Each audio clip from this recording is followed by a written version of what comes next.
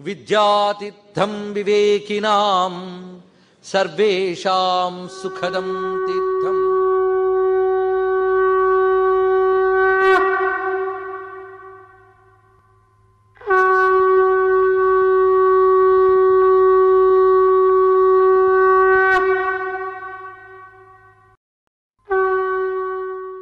శృతిస్మృతిపురాణానామాలయం కరుణాలయం నమామి భగవత్పాదశంకరం లోకశంకరం.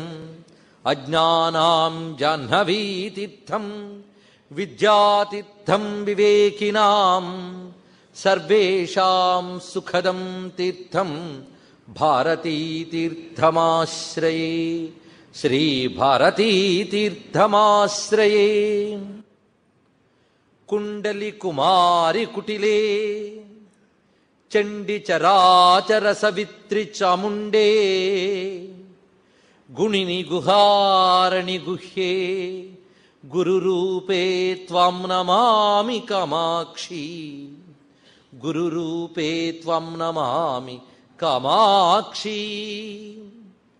ప్రణత జనతాపవర్గా కృతరణ సర్గా ససింహ సంసర్గా కామాక్షి ముదిత భర్గా హత రిపువర్గా త్వమేవ సా దుర్గా.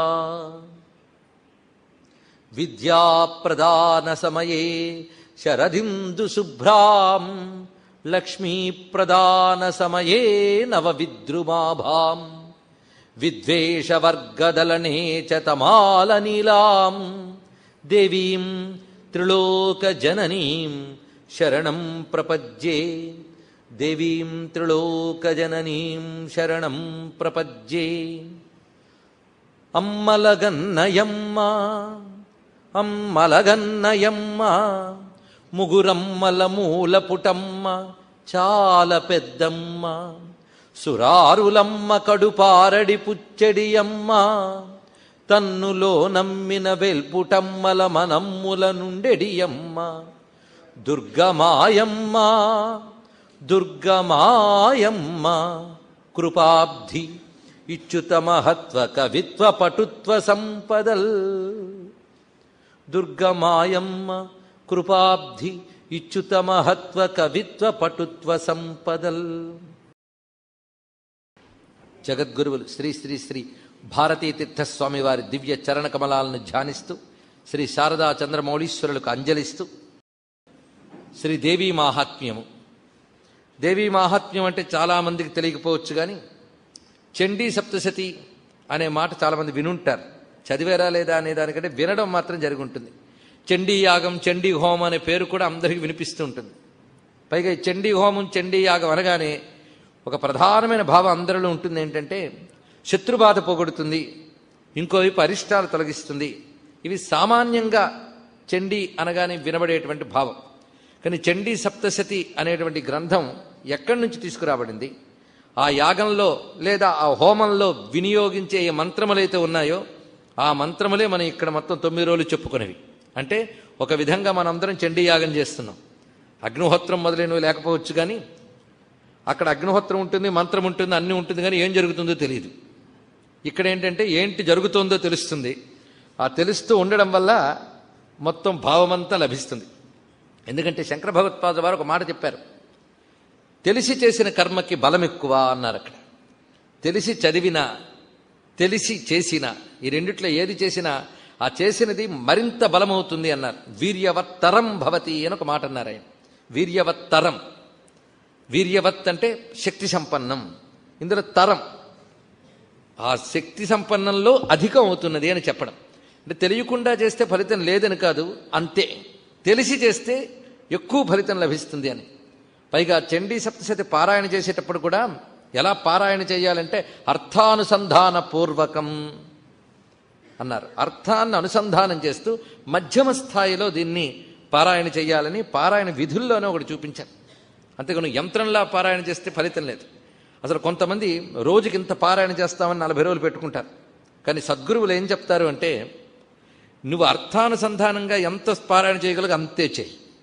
100 శ్లోకాలు ఉన్నాయి, 100 ఒక బట్టి ఒకేసారి కాకుండా అర్థానుసంధానపూర్వకంగా 10 చేయగలిగితే 10 చేయి, మళ్ళీ రేపు మరో 10 చేయి. అలాగా 40 రోజుల్లో 100 పూర్తి చేయి. అలా చేయగలిగితే అది అసలైన పారాయణ అని తెలిసిన వేత్తలు చెప్తున్నటువంటి విషయం ఇది. అది చాలా ఉత్కృష్టమైన విషయం, ఎందుకంటే మనస్సు కూడా అక్కడ అనుసంధానింపబడుతుంది. అలా ఇక్కడ మనకి ఆ తెలుసుకోవడం అనేది అర్థానుసంధానం అనేది జరుగుతుంది. కనుక భావన అన్నిటికంటే గొప్పది కనుక భావనా బలం సమకూర్చుకోవడానికి, అమ్మవారి యొక్క తత్వం తెలుసుకోవడానికి మనకి ఈ గ్రంథం ఉపయోగపడుతూ ఉన్నది.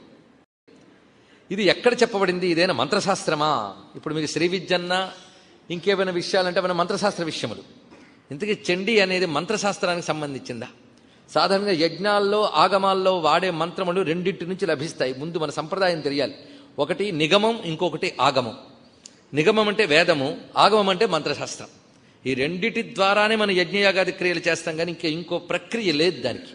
అందుకే మనం చేసేటువంటి యజ్ఞయాగాలన్నీ కూడా అయితే వైదికమైనవైనా అయి ఉండాలి, లేకపోతే ఆగమముల నుంచి వచ్చినటువంటివైనా అయి ఉండాలి. ఇప్పుడు చండీ సప్తశతి అనేది వేదం నుంచి వచ్చిందా, ఆగమం నుంచి వచ్చిందా? ఇది పెద్ద ఆలోచించవలసిన విషయం. ఎందుకంటే ఒక పరిశోధనాత్మకంగా చెప్పుకోవాలని తాపత్రయం కనుక చర్చలోకి తీసుకువెళుతున్నది.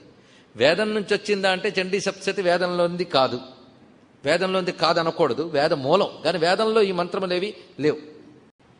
ఇక ఆగమాల్లో మంత్రశాస్త్రాల్లో ఉందంటే మంత్రశాస్త్రాల్లో ఇది చెప్పబడిందే కానీ మంత్రశాస్త్రానికి సంబంధించింది కాదు, ఆగమానికి సంబంధించింది కాదు. ఇది అన్ని ఆగమాల్లో మళ్ళీ చండీ సప్తశతి గురించి చెప్పారు, కానీ ఆగమాల నుంచి మాత్రం చండీ సప్తశతి రాలేదు. అక్కడ వాడుకున్నారు దీన్ని. ఆ మాటకొస్తే ఆగమాలు వేదాల్లో ఉన్న కొన్ని మంత్రభాగాలను కూడా వాడుకున్నాయి, మంత్రశాస్త్రాలన్నీ కూడా. ఉదాహరణకు పురుష సూక్తం, శ్రీ సూక్తం, దుర్గా సూక్తం, ఇంకా రుద్ర నమకం చమకం, ఇవన్నీ కూడా ఆగమాలు మనకి ప్రయోగ విధులు నేర్పాయి. ఆ రుద్ర మంత్రాలని ఇలా అనుష్ఠిస్తే ఇలా ఫలితాలు ఉంటాయి. మొత్తం రుద్రం 11 అనువాకాలు కూడా జపం చేసే విధానం ఇలాగుంటుంది. 11 అనువాకాలే కాకుండా ఒక్కొక్క అనువాకంలో ప్రత్యేక మంత్రములు తీసుకుని దాన్ని ఇంత జపం చేయాలి, ఇంత హోమం చేయాలి, ఇలా చేస్తే పనికొస్తుందని ఆగమాలన్నీ చెప్పే. ఈ విషయం రుద్రం చెప్పదు. రుద్రం మంత్రం మాత్రమే ఇచ్చి ఊరుకుంటుంది. అది ఎలా వినియోగించుకు బాగుపడాలో ఆగమం చెప్పింది.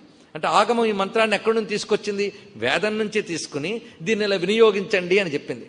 కనుక మంత్రశాస్త్రం మనకి వేదాల్లో ఉన్న మంత్రాలని తీసుకుని ఇలా వినియోగించాలి అని చెప్తుంది. ఇప్పుడు చండీ సప్తశతిని కూడా ఎలా వినియోగించాలో చెప్పింది మొత్తం. ఇందులో ఉన్నదంతా రకరకాలు. ఇందులో ఒక్కొక్క ప్రత్యేక మంత్రములు ఉన్నాయి, అన్నీ కలిపి మళ్ళీ మంత్రం, అన్నీ కలిపితే మాలా మంత్రం. ప్రత్యేకంగా ఒక్కొక్కటి తీసుకుంటే ఏకైక ప్రధాన మంత్రములు అవుతున్నాయి. వీటిని కూడా వివిధ కార్యాల కోసం ఎలా వినియోగించాలి, పారాయణకి ఎలా వినియోగించాలి, జపానికి ఎలా వినియోగించాలి, తర్వాత హోమానికి ఎలా వినియోగించాలి, ఇవన్నీ కూడా చెప్పారు పద్ధతులు. అయితే వేదంలో ఉన్నవి చెప్పిన ఆగమం మరి చండీ సప్తశతి వేదంలో ఉందా చెప్పింది ఇక్కడ. చిత్రం ఏంటంటే చండీ సప్తశతి పురాణాల్లో ఉన్నది. దీని అసలు ఆరిజిన్ ఎక్కడున్నది? పురాణాల్లో ఉన్నది. పురాణాల్లో ఇంకే ఏ భాగానికి కూడా ఆగమంలో వినియోగం కనబడదు, ఇంకే భాగానికి కూడా. ఎక్కడో క్వాచిత్కంగా కనిపించవచ్చు, కానీ ప్రధానంగా ఆగమాల్లో ఎక్కడా కూడా పురాణంలో చెప్పిన భాగాన్ని మంత్రంగా వినియోగించడం కనబడదు. మరి దేనికి కనబడుతుంది అంటే కేవలం ఈ చండీ సప్తశతికి మాత్రమే కనబడుతుంది, దేనికి కనబడట్లేదు. అంటే ఇది పురాణాల్లో చెప్పినప్పటికీ కూడా వేద సమానం అవడం చేత, దీని మూలములన్నీ వేదముల నుంచే స్వీకరించబడ్డం చేత దీనికి మంత్రశాస్త్రంలో వినియోగం చూపించారు. ఇక్కడ ఎప్పుడైనా ఆగమం వినియోగం, మంత్రాన్ని ఎందుకు వినియోగిస్తాం, హోమం ఎందుకు చేస్తాం చెప్పండి? దీనికి పురాణాల దాకా అక్కర్లేదు. మనం ఎందుకు చేస్తాం మనమే చెప్పుకోవాలి. ఎందుకు చేస్తాం? ఇవి రెండిటి కోసం చేస్తారు ఎవరైనా. మనం ఎందుకు చేస్తామో మన వేదమాతే చెప్పింది. మనకేం కావాలో మన తల్లికే బాగా తెలుస్తుంది. మనం ఎందుకు చెయ్యాలో, చేస్తే ఏమొస్తుందో మా అమ్మ చెప్తుంది. మా అమ్మ ఎవరు? మా అమ్మ మీ అమ్మ ఒకరే, వేదమాతే. మనందరికీ తల్లి వేదమాత. మన హిందూ మతానికి తల్లి వేదమాత. ఆ వేదమాత రెండింటి కోసం వాడుకుంటారా నేను చెప్పిన మంత్రాలంది. ఒకటి ఇష్టప్రాప్తి, 2 అనిష్ట పరిహారం. ఇష్టప్రాప్తి అంటే కావలసినది పొందడం, అనిష్ట పరిహారం అంటే మనకి ఏది బాధాకరమో ఇష్టం లేదో తొలగించుకోవడం, అంతే. ఈ రెండింటి కోసం వినియోగించుకోవాలి ఈ మంత్రాలు కానీ ఆగమాలు కానీ. ఇప్పుడు ఈ చండీ సప్తశతిని కూడా మనం ఇష్టప్రాప్తికి అనిష్ట పరిహారానికి వినియోగించుకోవచ్చు. మనకి ఇష్టమైన ఆరోగ్యము, బలము, ఐశ్వర్యము, ఇంకా ఏవైనా కార్య సానుకూలతలు ఇత్యాదులన్నీ సంపాదించుకోవడానికి ప్రత్యేక మంత్రాలు ఉన్నాయి. ఇది కాకుండా శత్రుబాధ మొదలైనవి తొలగించుకోవడం కోసం, అనారోగ్యము, ఆదివ్యాధులు తొలగించుకోవడం అనిష్ట పరిహారం. వీటికి సంబంధించినటువంటి విశేషములు కూడా ఇందులో చెప్పబడుతున్నాయి. కనుకనే చండీ సప్తశతి ప్రయోజనం ఏమిటి? ఇష్టప్రాప్తి, అనిష్ట పరిహారం. కానీ కొంచెం జ్ఞానుల దగ్గరికి వెళ్ళి మనం ఇలాంటి మాట్లాడితే ఇవన్నీ తీసి పారేస్తారు వాళ్ళు. ఎందుకంటే వాళ్ళ కర్మకాండని నిరసిస్తారు జ్ఞానులు. వాళ్ళు ఒప్పుకోరు. ఇవి మాకు అక్కర్లేదంటారు. ఎందుకంటే మేము ఇష్టాలు అనిష్టాలు అన్నీ రెండు పోయేవే, చిట్ట చివరికి మిగిలేదేదో అది కావాలి మాకు అంటారు. వాళ్ళు ఏ స్థాయిలో ఆలోచిస్తారనేది మన స్థాయి వాళ్ళని నిర్ణయించలేం. కానీ వాళ్ళకి ఇది అక్కర్లేదా? ఇప్పుడు అది పరిశీలించాలి. ఇష్టప్రాప్తికి అనిష్ట పరిహారం కోసం ఇది పనికొస్తోందండి, కనుక ఇది కర్మకాండ, పక్కన పెట్టేద్దాం అని జ్ఞానులు ఈ విషయంలో మాత్రం అనర్ట. వాళ్ళకు కూడా ఇది పనికిస్తుందిట. అంటే దీనికి ఇటు ఆగమశాస్త్ర వినియోగమే కాకుండా మరొకటి ఏదో ఉంది, అది కూడా పరిశీలించాలి. ఇలా చూస్తూ ఉంటే పురాణంలో చెప్పబడ్డటువంటి ఒక ప్రత్యేక అంశము, పైగా ఆ పురాణం అంతా తీసుకోలేదు, పురాణంలో మధ్యలో 13 అధ్యాయాలు మాత్రమే తీసుకుని దాన్ని మాత్రమే ఇంత వినియోగం చేస్తున్నారంటే 18 పురాణాల్లో దీన్ని ఒక్కదానికి ఇంత ప్రాధాన్యం లభించింది అంటే ఇంత విశిష్టమైనది ఏమిటా తెలుసుకోవాలని తపన కలగాలి కదా, ఆ తపన తీర్చుకోవాలి కదా. అందుకే ఈ 9 రోజులు భగవంతుడు మనకు అనుగ్రహించాడు కదా, వినియోగించుకుందాం. ఇప్పుడు ఈ చండీ సప్తశతి అనే దాని ఇంతవరకు నేను చండీ సప్తశతి అనే పేరే వాడాను, కానీ ఇది దేంట్లోంచి వచ్చిందని చెప్పుకున్నాం, పురాణం. కానీ పురాణంలో మాత్రం దీనికి చండీ సప్తశతి అనే పేరు లేదు. దీనికి అసలు పేరు మాత్రం దేవీ మాహాత్మ్యము, ఇదే పేరు ఉన్నది. ఆగమంలో దీనికి చండీ సప్తశతిని వినియోగించారు. దీని అసలు పేరు దేవీ మాహాత్మ్యము. కనుకనే దేవీ మాహాత్మ్యం ప్రధానమైన నామం పెట్టుకోవాలి. వ్యాసుడు ఈ నామకరణమే చేశాడు. మనకి ఏ సంప్రదాయంలో వ్యాసుడు చెప్పాడో అదే సంప్రదాయంలో మనం తీసుకుందాం. దీని వినియోగంలో చండీ సప్తశతి ప్రసిద్ధి కనుక మన బ్రాకెట్లో పోల్చుకోవడం కోసం చండీ సప్తశతిని పెట్టాం, కానీ అసలు దీని పేరు దేవీ మాహాత్మ్యము. ఇది కాక మరొక పేరుంది దీనికి, ఆగమాల్లోనే మరొక పేరుంది, చండీ నవశతి. కొంతమంది వ్యాఖ్యాతలు దీనికి మరొక పేరు పెట్టారు.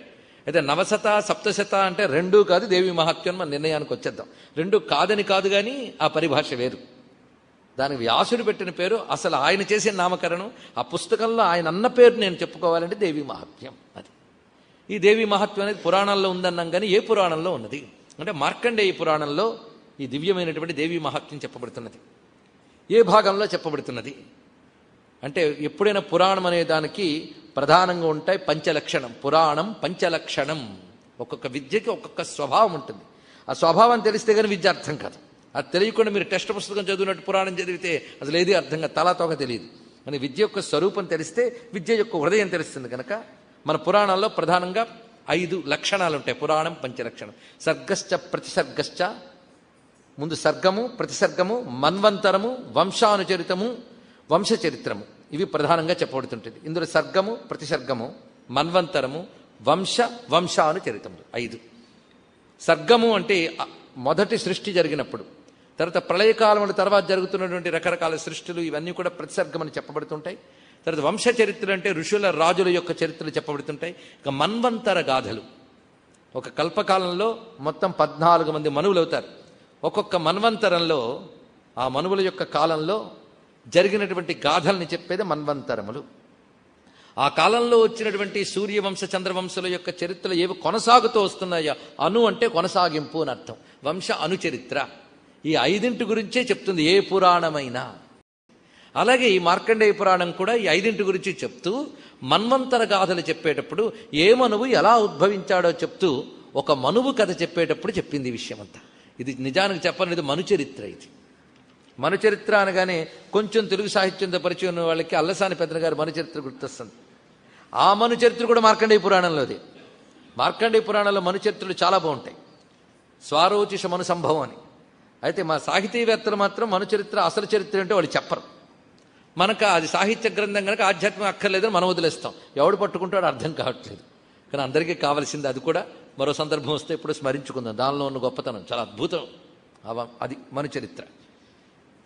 ఆ మనువు స్వారోచిష మనువు అనేవాడు 2వ మనువు. ఆ మనువు చరిత్రని చెప్పారు కనుక మనుచరిత్ర అని. ఈయన గారు ఇప్పుడు ఇందులో చెప్పబడుతున్నవాడు 8వ మనువు. ఈయన పేరు సావర్ణి అని పేరు. ఆ సావర్ణి అనే మనువు యొక్క కథ అండి. కనుక మనుచరిత్ర మనం చెప్పుకుంటున్నాం, కానీ దేవీ మహత్యం దీని పేరు. ఇదేమిటి చిత్రం? మనుచరిత్ర చెప్తున్నాననే చెప్తాడు మార్కండేయుడు ఇందులో. మనుచరిత్ర అయితే మనుచరిత్ర, దేవీ మహత్యం ఎలా అవుతుంది? ఒక మనుచరిత్రను లాక్కొచ్చి దాన్ని మంత్రమని, ఇది పఠిస్తే మీరు ధన్యులైపోతారని ఈ ఋషులందరూ చెప్పారు, ఇది ఏమైనా బాగుందా అంటే అన్ని మనుచరిత్రల్లోని ఇందులోనే దేవీ మహాత్మ్యం ఉంది. అందుకే దీనికి ఒక్కదానికే మంత్రస్థానం లభించింది. అందులో ఇక్కడ చెప్పబడేవి ఏవి శ్లోకములు కావు, మాటలు కావు, మంత్రాలు. ప్రతి శ్లోకంలో మంత్రాలు ఉన్నాయి. ఆ మంత్ర విశేషములు ఏమిటో, మంత్ర మర్యాదలను అతిక్రమించకుండా, సంప్రదాయాన్ని దాటకుండా, అమ్మవారిపై భక్తితో మనం చెప్పుకుంటున్నటువంటి విషయమే ఇక్కడున్న ప్రధానమైన వస్తువు. ఈ దేవి మహాత్మ్యం అనేది మనువు యొక్క చరిత్ర. ఇది ఒకటి తెలుసుకున్నాం. ఎక్కడుంది? మార్కండేయ పురాణంలో చెప్పబడుతున్నది. ఇది మార్కండేయ పురాణంలో మనకి సరిగ్గా 78వ అధ్యాయం నుంచి 90వ అధ్యాయం వరకు ఉంటుంది. సరిగ్గా ఈ అధ్యాయాలు ఇదంతా వివరించబడుతూ ఉంటుంది. సప్తసతి అంటే 700 అని అర్థం. నవసతి అంటే 900 అని అర్థం. నవశత సప్తశత అని కొంతమంది ఇప్పటికీ కొట్టుకుంటూ ఉంటారు. ఏదో సబ్జెక్ట్ మీద కొట్టుకోవడం పండితులకు సరదా. దానితో తత్వం తెలియదు. వాళ్ళ సరదా వాళ్ళు తీర్చుకోనండి. మన పండితులు ఇంకా అమ్మవారి భక్తులు కనుక హాయిగా కూర్చొని మాట్లాడుకోవచ్చు. నవసతి అంటే 900, ఇంకో రూపం 700 అన్నారు. 700 కరెక్టా 900 కరెక్టా అంటే ఆగమాలు బోలుడు చెప్పే సప్తశతికి సంబంధించిన సబ్జెక్టు రీసెర్చ్తో సహా చెప్పుకొని ప్రతి శ్లోకం చెప్పుకుంటే టెక్నికల్గా 1 సంవత్సరం పాటు సులభంగా చెప్పుకోవచ్చు. అంతుంది విషయం, అంతుంది. అంత విషయాన్ని 9 రోజులు క్లుప్తీకరిస్తున్నామంటే మనకి ఎంత శ్రద్ధగా వినాలో తెలుసుకోండి. ఇక్కడ ప్రతి అంశము జాగ్రత్తగా తెలుసుకోవాల్సిందే.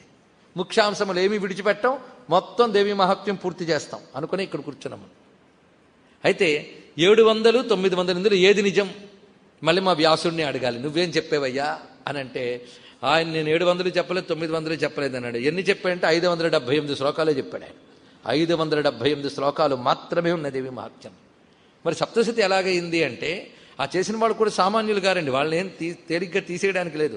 వాళ్ళు దీన్ని ఎలా వాడారంటే దానిని ఎలా విభజనలు చేస్తే మంత్రం అవుతుందో వాళ్ళకి తెలుసు.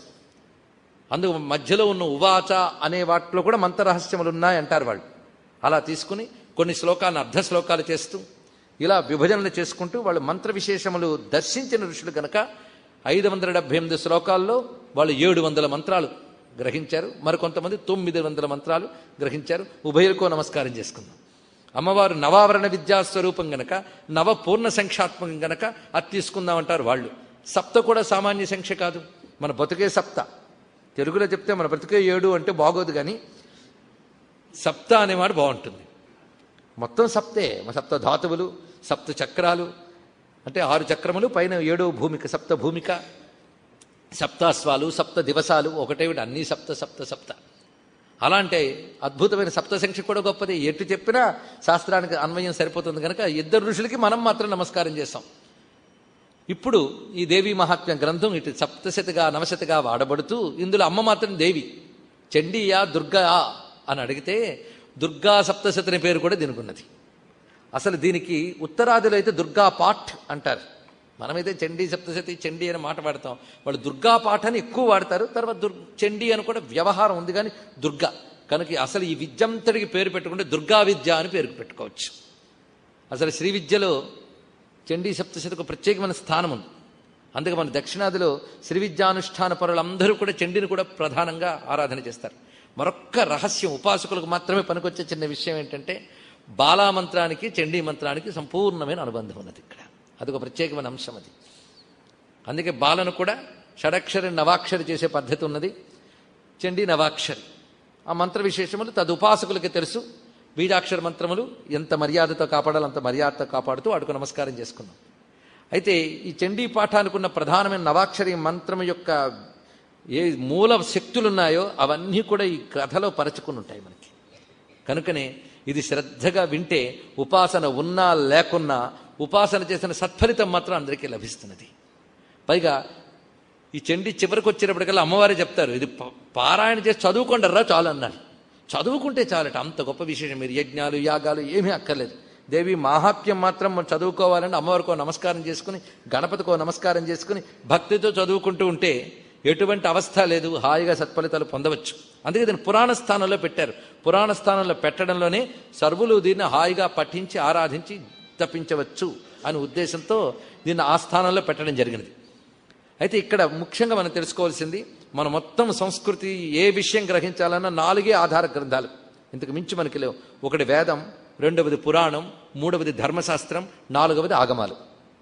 ఈ 4 ఆగమాల బోలుడున్నాయి. కానీ వేదం ఒప్పుకున్న ఆగమాలనే మనం స్వీకరిస్తూ కొన్ని ఆగమాలను మాత్రమే స్వీకరిస్తున్న సాత్వికంగా దక్షిణాచార సంప్రదాయంలో ఉన్న ఆగమాలని మాత్రమే ఉన్న శంకర భగవత్పాదుల వారి యొక్క పరంపరకు చెందిన వారం గనక అవి మాత్రమే మనం స్వీకరిస్తున్న ఆగమాల్లో. కనుక ఈ 4 మన హిందువులకు ప్రధాన ఆధార గ్రంథాలు అని తెలుసుకుంటే ఈ 4 కూడా ఈ చండీ సప్తశతికి ప్రాధాన్యం ఉన్నది. దేవి మాహాత్మ్యము పురాణంలోనే చెప్పబడలేదు, వేదముల్లోనే చెప్పబడింది. వేదముల్లో అమ్మవారికి ఏ పేరు చెప్పారు? అయితే ఇందుకు చండీ సప్తరి చెప్పబడుతున్న అమ్మవారు ఎవరు? దుర్గాదేవ, చండీదేవ, లలితాదేవ అంటే చెప్తున్నారు కదండి దుర్గాదేవి, అంతేగాని లలిత కాదని కాదు. ఇక్కడ చెప్పబడుతున్నది సాక్షాత్ పరాశక్తి. ఏ పరాశక్తిని లలితాంబగా మనం సహస్రనామాల్లో చదువుకుంటున్నామో, లలిత, లక్ష్మి, దుర్గా సర్వదేవతా స్వరూపిణైనటువంటి ఏకా అయినటువంటి ఆ తల్లినే ఇందులో చెప్పబడుతుంది. ఇందులో ప్రధానమైన వస్తువు పరాశక్తి. మరొక ప్రత్యేక విషయం ఏంటంటే, ఈ గ్రంథంలో ఒకవైపు కథ నడుస్తూ ఉంటుంది, ఇంకొక వైపు ఈ కథలో అద్భుతమైన మంత్ర సంకేతాలు దాగుంటాయి. దీన్ని మార్మికత అంటారు ఆధునిక భాషలో. లోపల అద్భుతమైన ఏవో సంకేతాలు దాగి ఉంటాయి. ఆ సంకేతాలు ఉంటే మనకు తెలియవు. ఆ యుద్ధం చేస్తూ ఆవిడొచ్చి 50 మందిని కొట్టిందంటారు. పలానా రాక్షసుని కొట్టేటప్పుడు పరిగ తీసిందంటారు. ఇంకొకసారి భుషుండి అని ఒక ఆయుధం తీసిందంటారు. ఇంకో త్రిశూలం తీసింది. ఆవిడ దేంతో కొడితే మనకెందుకు అంటే అర్థం ఏంటంటే, ఆ పరిగ తీసింది, ఆ భుషుండి తీసింది అండంలో ఒక మంత్ర రహస్యం ఉందిట. అది అలాగే అనుకోవాలి మనం. రహస్యం అంటే నీకు అనవసరం అనుకో, అందులో ఉందని మాత్రం తెలుసుకో. మాత్రలో ఏం పెట్టారో మనకు అనవసరం, వేసుకుని బాగుపడదాం అంతే. ఆ మాత్రలో ఏం పెట్టాడో వైద్యుడికి తెలుస్తుంది అంతే. అలా ఒక్కొక్క శ్లోకంలో అలా పెట్టారు. కొన్ని అందంగా వ్యాఖ్యానించి ఎంత మేరకు చెప్పుకోవచ్చు అలాగూ చెప్పుకుంటాం.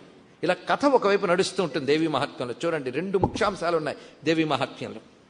ఒకవైపు కథ నడుస్తూ ఉంటుంది, ఆ కథ మంచి ఆసక్తిగా తీసుకువెళ్తుంది మనల్ని.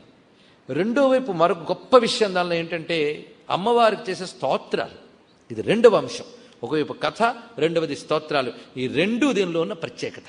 ముందు దేవీ మహాత్మ్యం అంటే పరిచయం చేస్తున్నాం. సాధారణంగా అనుకుంటాం మొదటి రోజు ఏదో తేలిగ్గా ఉంటుంది, కానీ 2వ రోజు నుంచి చూడొచ్చు రండి కానీ మొదటి రోజు అన్నీ ఉంటాయి. అసలు అదేమిటో అవగాహన చేసుకోవాలి పూర్ణంగా. మన మానసిక సంసిద్ధత మొదటి రోజు ఎక్కువ ఉండదు కనుక మనకు మామూలుగా అనిపిస్తుంది. కానీ తెలివైన వాడు మొదటి రోజే అన్నీ పట్టుకోగలడు. అంటే 2 రోజులు ఆక్కర్లేదని కాదు, దాని విస్తారం అంతా అక్కడ తర్వాత తెలుసుకోవచ్చు. ఈ మొదటి అంశం చాలా చూసుకోండి ప్రధానంగా. ఒకటి కథ, రెండవది స్తోత్రాలు. ఇందులో ఉన్న స్తోత్రాలు ఉన్నాయో అత్యంత మహిమాన్వితాలు. అందుకే పెద్దలు ఏం చెప్తారంటే, సప్తశతంతా పాలన చేసినా చేయకపోయినా పర్వాలేదు, కానీ ఇందులో 4 స్తోత్రాలు ఉన్నాయి, 4 చేసుకోండి అయ్యా చాలు అని అంటారు. ఆ 4 కూడా మళ్ళీ మనం టైం చూసుకుంటే మనకంతా మేడీజీ కావాలి కదా, అన్నీ మేడీజీవే, ఏం చేస్తాం.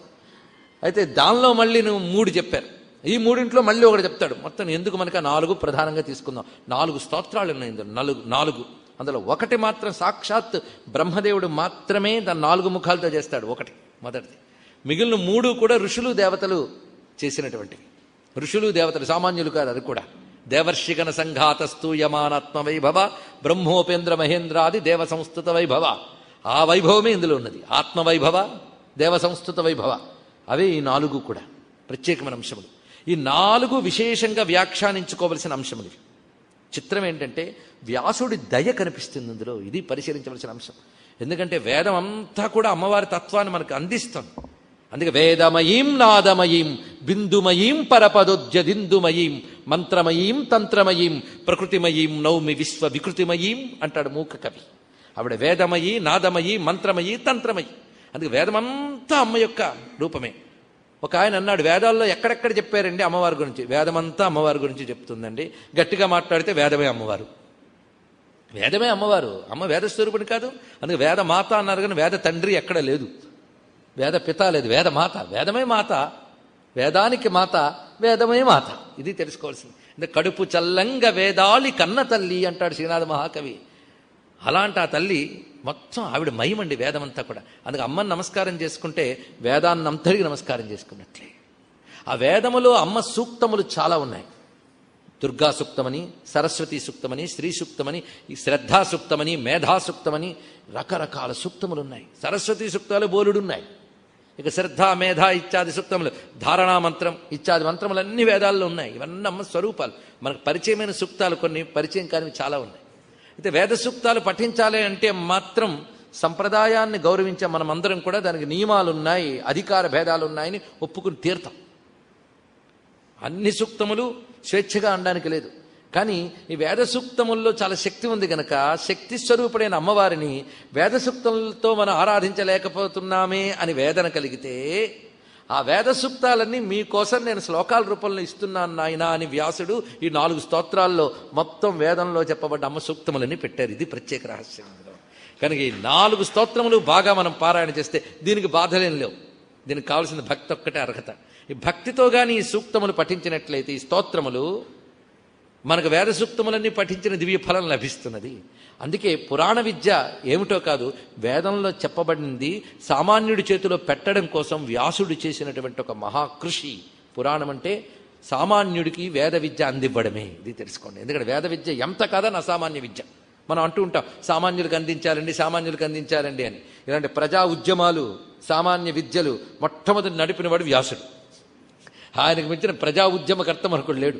పురాణం ముట్టుకునేటప్పుడు ఇది మాట్లాడాలి. పురాణం అనే ప్రక్రియ లేకపోయి ఉంటే మన భారతీయ సంస్కృతి ఇలా బ్రతికి పట్టగట్టేది కాదు. సామాన్యుడు హృదయాన్ని తడిమి భగవంతుని వాళ్ళ గుండెల్లో కూర్చోబెట్టి వాడి బ్రతుకులో కలిపేసింది పురాణం. అందుకే మహానుభావుడు ఆలోచించాడు, కృపయా ముని నాకృతం. పురాణానికి ఇదే పేరు పెట్టాడు. అందుకే పురాణ సంప్రదాయం ద్వారా ఆయన వేదముల్లో చెప్పబడ్డ సమస్తమైన విజ్ఞానాన్ని సామాన్యులకు ఇచ్చారు. ఈ రోజుల్లో చెప్పాలంటే వేదాన్ని గ్రహించగలిగే అసామాన్యులు ఎంతమంది ఉన్నారు చెప్పండి. ఇక్కడ అనుష్ఠించేవాళ్ళు కానీ, గ్రహించేవాళ్ళు కానీ, అసలు అధ్యయనం చేసేవాళ్లే తక్కువ, అర్థం చేసుకున్న వాళ్ళు మరీ తక్కువ, అనుష్ఠించేవారు ఇంకా తక్కువ, అనుష్ఠించిన పరమార్థాన్ని తెలుసుకుని అందించేవాళ్ళు ఇంకా తగ్గిపోయారు. కనుక మనందరికీ కూడా పురాణమే, అందులో ఉన్నవి ఇప్పుడు తెలుసుకోవడమే చాలా విశేషం. పైగా మరొక రహస్యం ఏంటంటే, పురాణం వేదం తర్వాతి స్థానం అనడానికి లేదుట. అసలు పురాణం వల్ల వేదం సంపూర్ణమవుతుందిట. పురాణం బాగా అర్థం చేసుకుంటే గాని వేదానికి అర్థం చెప్పలేము. ఇతిహాస పురాణాభ్యాం వేదం సముపబృంహయేత్ బిభేత్యల్పశ్రుతాత్ వేదో మామయం ప్రహరిష్యతి అనక పెద్ద మాట చెప్పారు మనకి. అందుకే పురాణము వేదాన్ని అర్థం చేసుకోవడానికి వచ్చింది కనుక వేదంలో చెప్పబడ్డ అమ్మవారి తత్వాన్నంతటిని మనకు అందిస్తున్నటువంటి పురాణముల్లో ఒకటి మార్కండేయ పురాణంలోని దేవీ మహాత్మ్యం. ఒకటి అంటే ఇంకా చాలా ఉన్నాయన్నమాట. ఒకటి మనం ఎప్పుడో చెప్పుకున్నాం బ్రహ్మాండ పురాణంలోని లలితోపాఖ్యానం, మరి ఆ తల్లి అక్కడ చెప్పబడుతున్నది. ఇవి కాకుండా ఇతర పురాణములు ఇంకా అమ్మవారికి ఒక ప్రత్యేకమైన గ్రంథమే ఉంది కదా మనకి, ఏది దేవీ భాగవతం. ఇది కాక దేవీ పురాణం ఒక ఉప పురాణం ఉంది, కాళికా పురాణం ఉప పురాణం ఉంది. ఇవి కూడా వ్యాసప్రోక్తములైన సంప్రదాయం నిర్ణయాన్ని మనం శిరస వహించాలి. చారిత్రకుల గొడవ వదిలేద్దాం. సంప్రదాయజ్ఞులు ఉపపురాణములు కూడా వ్యాసకృతములు అంటున్నారు కనుక ఈ దేవీ పురాణములు, కాళీ పురాణము, ఇందులో కూడా అమ్మవారి వైభవం అత్యద్భుతంగా ఆవిష్కరింపబడి ఉన్నది. అయితే ఇప్పుడు ఇందులో మనం చెప్పుకుంటున్నటువంటి దేవీ మహత్యం ఈ భాగం మనకు దేవీ భాగవతంలో కూడా ఉంది, లేదని కాదు. కానీ దానికి మాత్రం ఈ మంత్రాది వినియోగం లేదు. అక్కడ కేవలం అమ్మవారి గురించే ఉన్న దేవీ భాగవతంలోని ఉన్నటువంటి అసుర సంహార గాథలకి లేని మంత్ర వినియోగం కేవలం మార్కండేయ పురాణంలో మనుచరిత్రలు చెప్తున్న భాగంలో చెప్పిన దానిలో ఉందన్నప్పుడే ఏదో ప్రత్యేకత ఉంది ఇందులో అని మనకు తెలుస్తున్నది.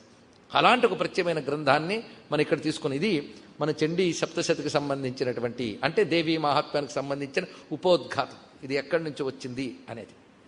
ఇప్పుడు మనం మార్కండేయ పురాణం అనే వృక్షంలో ఒక పండుని తీసుకున్నాం. ఈ పండు మన బతుకుల్ని పండించే పండు. ఇక్కడే విజ్ఞానాన్ని మనం చెప్పేటప్పుడు ప్రధానంగా 3 కోణాల్లో విజ్ఞానాన్ని పరిశీలించబోతున్నాయి. 3 కోణాల్లోనే 9 రోజులు వెళుతుంటాయి. కానీ 3 కోణాలకు మనం సిద్ధమై రావాలి. అసలు భగవంతుణ్ణి ఎవరు ఏ బుద్ధితో ఆశ్రయిస్తారు, ఇది ముందు మనం నిర్ణయించుకుందాం. 3 రకాలు ఉంటారు. ఒకరెవరు అంటే, ఇది మనం చదవడం వల్ల మనకు మంచి జరుగుతుంది, మనకు చెడు పోతుంది, మనకు అన్ని సుఖాలే జరుగుతాయి, దుఃఖాలు పోతాయి, ఇలా ఆలోచించేవాళ్ళు ఒకరు. రెండవ వారు, ఈ సుఖదుఖాలు ఇవన్నీ కాదు, కావలసింది పారమార్థికమైన ఆత్మజ్ఞానము, అది ఉందా ఇందులో, ఉందంటే దీన్ని మనం ఆశ్రయిద్దాం. కనుక జ్ఞానం కోసం, మోక్షం కోసం అమ్మవారిని ఆశ్రయించేవాళ్ళు రెండవది. మొదటి వాళ్ళు లౌకికమైన ప్రయోజనాలు పొందడం కోసం, సుఖాలు పొందుతూ దుఃఖాలు పోగొట్టుకోవడం కోసం, సుఖ సాధన, దుఃఖ నివారణ, ఈ రెండిటి కోసం ప్రయత్నించే వాళ్ళు మొదటి తరగతి అయితే, రెండవ తరగతి అయినటువంటి వారు మాకు ఏ సుఖ దుఃఖాలైన వీటి గురించి అనవసరం, కావలసింది పరమార్థ జ్ఞానం అనేటువంటి ప్రజ్ఞ కలిగిన వారు దానికోసం కూడా మోక్షార్థులై ఆశ్రయిస్తారు. ఈ ఇద్దరికి కాకుండా మరొకడు ఉన్నాడండి. అసలు వీళ్ళు 2 ఎక్స్ట్రీమ్స్. వీడు అటుంటాడు, వాడు ఎటుంటాడు, మధ్యలో మరొకడున్నాడు. వీడు ఎటువంటి వాడంటే, నాకు ఇటు సుఖదుఖాల గురించి గోల లేదు, అటు మోక్షం గురించి అంతకంటే గోల లేదు, నాకు మా అమ్మ గురించి చెప్తూ ఉన్నా, వింటూ ఉన్నా, అంటూ ఉన్నా, అనుకుంటూ ఉన్నా, ఆవిడ రూపం వర్ణించిన, ఆవిడ నామం చెప్పిన, ఆవిడ లీలని చెప్పిన, ఆవిడలో తత్వం చెప్పిన, ఏదైనా మా అమ్మ కబురే కదా. మా అమ్మ కబురు వింటూ ఉంటే నాకు ఆనందం, మా అమ్మ గురించి చదువుకుంటూ ఉంటే ఆనందం. వీడికి ఇష్టప్రాప్తి అనిష్టపరిహారం అనే గోల లేదు, ఆ మోక్షం గురించి గోల లేదు. కావలసినంతా కూడా అమ్మని తలంచుకుంటూ కరిగిపోతాను అంటాడు. వీడున్నాడే, వీడిని అమ్మ ఎలా చూస్తుందంటే, వీడు బతుకుకు కావలసిన ఇష్టప్రాప్తి ఇస్తుందిట, అనిష్టం తొలగించేస్తూ ఉంటుందిట, చివరికి పారమార్థికమైన మోక్ష జ్ఞానం ఇచ్చేస్తుందిట. వీడు అత్యంత తెలివైనవాడు, వీడిని పట్టుకోవాలి మనం. ఇప్పుడు దేవీ మహాత్మ్యాన్ని వీడి భావంలో ప్రవేశించి చెప్పడమే జరుగుతుంది. కేవలం ఈ భావనే ఇక్కడ చెప్పడానికి. ఇష్టప్రాప్తి అనిష్ట పరిహారం అనే ఉద్దేశము లేదు. ఇటు మంత్రశాస్త్రముల యందు ఉద్దండ ప్రవీణత, ఉపాసన ఇలాంటి పెద్ద పెద్ద మాటల్లో అమ్మ ఉపాసకులమని మనం చెప్పే దమ్ముందా మనకి? అమ్మ భక్తులు, అమ్మ ఆరాధకులు అంటే అమ్మను ఆరాధించగలిగే శక్తి మనకున్నదా? నేను అమ్మను ఆరాధిస్తున్నానండి. ఆరాధించగలవా నువ్వు? నన్ను ఆరాధించరా అని ఆవిడ కూర్చుంటే వణికిపోతాం మనం భయంతో. ఆవిడికి కావలసిన పువ్వులు ఇవ్వగలవా? ఆవిడికి కావలసిన ధూపం ఇవ్వగలవా? నువ్వు ఇవ్వగలివే నువ్వు ఇస్తున్నావు, కానీ ఆవిడికి ఇవ్వగలివే నువ్వు ఇవ్వలేవు. బలమతన వాటీ విటపిన, ఆవిడ పెట్టుకున్నటువంటి సౌగంధిక లసత్కచ అన్నాం, కానీ కల్పవృక్షంలోంచి వచ్చిన పువ్వులు పెట్టుకుంది. ఏది ఇవ్వు? మన వల్ల అవుతుందా? మనం గొప్పగా కీర్తన చేసామండి, ఒక్కసారి పారాయణ చేసి చుట్టూ చూస్తాం గర్వంగా, భలే చదివేం కదా అని. నీకంటే కొన్ని కోట్లు పారాయణలు చేసిన వాళ్ళు ఉంటారు అక్కడ, ఆశ్చర్యపోతాం. మనం ఆ క్యూలో ఎక్కడున్నామో తెలియదు. కనుక ఉపాసనాపరమైన అహంకారం వచ్చిందా దూరం అయిపోతాం. అందుకే పొరపాటున భక్తిని ఉపాసనా మార్గం అనద్దు. భక్తి మార్గం చిత్రం అండి. భక్తి అనేటువంటిది ఇటు కర్మకి చెందింది కాదు, జ్ఞానానికి చెందింది కాదు, ఉపాసనకి చెందింది కాదు. కానీ భక్తి అనేది చేరితే కర్మ పండుతుంది, భక్తి అనేది చేరితే ఉపాసన పండుతుంది, భక్తి అనేది చేరితే జ్ఞానం సార్థకం అవుతుంది. భక్తి అనేది అన్నిట్లో ఉంటుంది. ఉపాసనే భక్తి అని చాలామంది తాత్వికులు పొరపాటు పడిపోతుంటారు. ఉపాసన వేరు, ఉపాసన భక్తి కాదు. ఉపాసన భక్తితో చేస్తే చాలా మంచిది. ఉపాసన పరులందరూ భక్తులు కారు. వాళ్ళకి మంత్రాహంకారం ఉంటుంది, అనుష్ఠానం ఉంటుంది. భగవంతుడి గురించి తత్వం చెప్పబోయి ఆ భక్తి చెప్పబోతే వాళ్ళు ఆనందించరు కూడా. వాళ్ళకి బీజాక్షరాలు మంత్రాలు అంటే ఆనందిస్తుంటారు. కానీ ఉపాసన భక్తితో చేస్తే మంచిది, కానీ ఉపాసనే భక్తి కాదు. అయితే ఉపాసన వల్ల భక్తి కలగచ్చు. ఎందుకంటే భక్తి అనే సామాన్యమైన విషయం కాదండి. అది వస్తే అసలు ఏమీ అక్కర్లేదు అసలు. కానీ అమ్మ యందు భక్తి ఉన్నదే అది చాలా గొప్పది. అక్కడ ఏ అహంకారాలు లేవు అక్కడ. అందుకు నువ్వెందుకురా చదువుతున్నావంటే నాకు ఏవి తెలియదమ్మా. కొన్ని కోట్ల మంత్రాలు తెలిసిన వాడు అయినా భక్తుడు అంటాడు నా మంత్రం నో యంత్రం, నాకు ఇవేం తెలియదు, నాకు కావాల్సింది తదనుసరణం కష్టహరణం అన్నప్పుడు ఎంత ఒదిగిపోతాడంటే ఆ తల్లి ముందు, అమ్మా నేను బిడ్డని. బిడ్డ అంటే అర్థం ఏంటి? నాకేం తెలియదు అని అర్థం.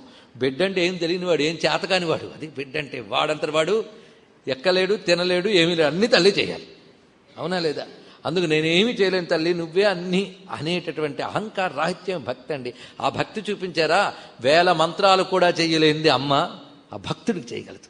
అందుకు భక్తుడైన వాడికి ఇష్టప్రాప్తి అనిష్ట పరిహారము తొలగిపోతుంది, అటు కావలసిన పరమార్థ జ్ఞానం వస్తుంది. కనుక భక్తి అనే భావనతో దీన్ని పరిశీలించాలి. అందుకే దీనిలో ఎక్కువ ఈ రెండు అహంకారాలు లేకుండా, అటు జ్ఞానపరమైన బుద్ధిపరమైన అహంకారం కానీ కర్మపరమైన అహంకారం కానీ లేకుండా, ఇష్టప్రాప్తి అనిష్ట పరిహారం అంటే కర్మపరమైన అహంకారమే, ఇక పరమార్థము తత్వము అంటే జ్ఞానపరమైన అహంకారమే. ఉభయ అహంకారము లేకుండా అహంకారార్పణ బుద్ధితో కూడినటువంటి భక్తిభావం ఉన్నదో అది ప్రధాన భూమికగా తీసుకుని అమ్మ భక్తిని ఆలంబనగా తీసుకుని చెప్తున్న గ్రంథమే తప్ప ఇంకేమీ కాదు ఇందులో. ఇది ప్రధానం. కనుక అమ్మను ఆశ్రయించే వాళ్ళు 3 రకాలు అంటే తెలిసిపోయింది కదా. ఇప్పుడు మనకు మంచి రకం అనేది భక్తి రకం. అది వెంటనే రాదు ఎప్పటికీ. అలాగే ఇష్టప్రాప్తి అనిష్టపరం కోరుకోవద్దని కాదు, కోరుకోవచ్చు, కానీ ఎప్పుడు ఆగోలే కాకుండా కొంచెం భక్తి కూడా మనం అవలంబించుకుంటే ఆ తల్లి చూసుకుంటుంది ఇక్కడ. అలాంటి భావం కలిగించడం కోసమే వ్యాసుడు దేవీ మహాత్మ్యాన్ని రసరమ్యంగా రాశాడు. కేవలం బీజాక్షరాలు ఇవే పెడుతూ రాస్తే అదొక డ్రై సబ్జెక్టు, ఒక టెక్నికల్ సబ్జెక్ట్ అయిపోయేది.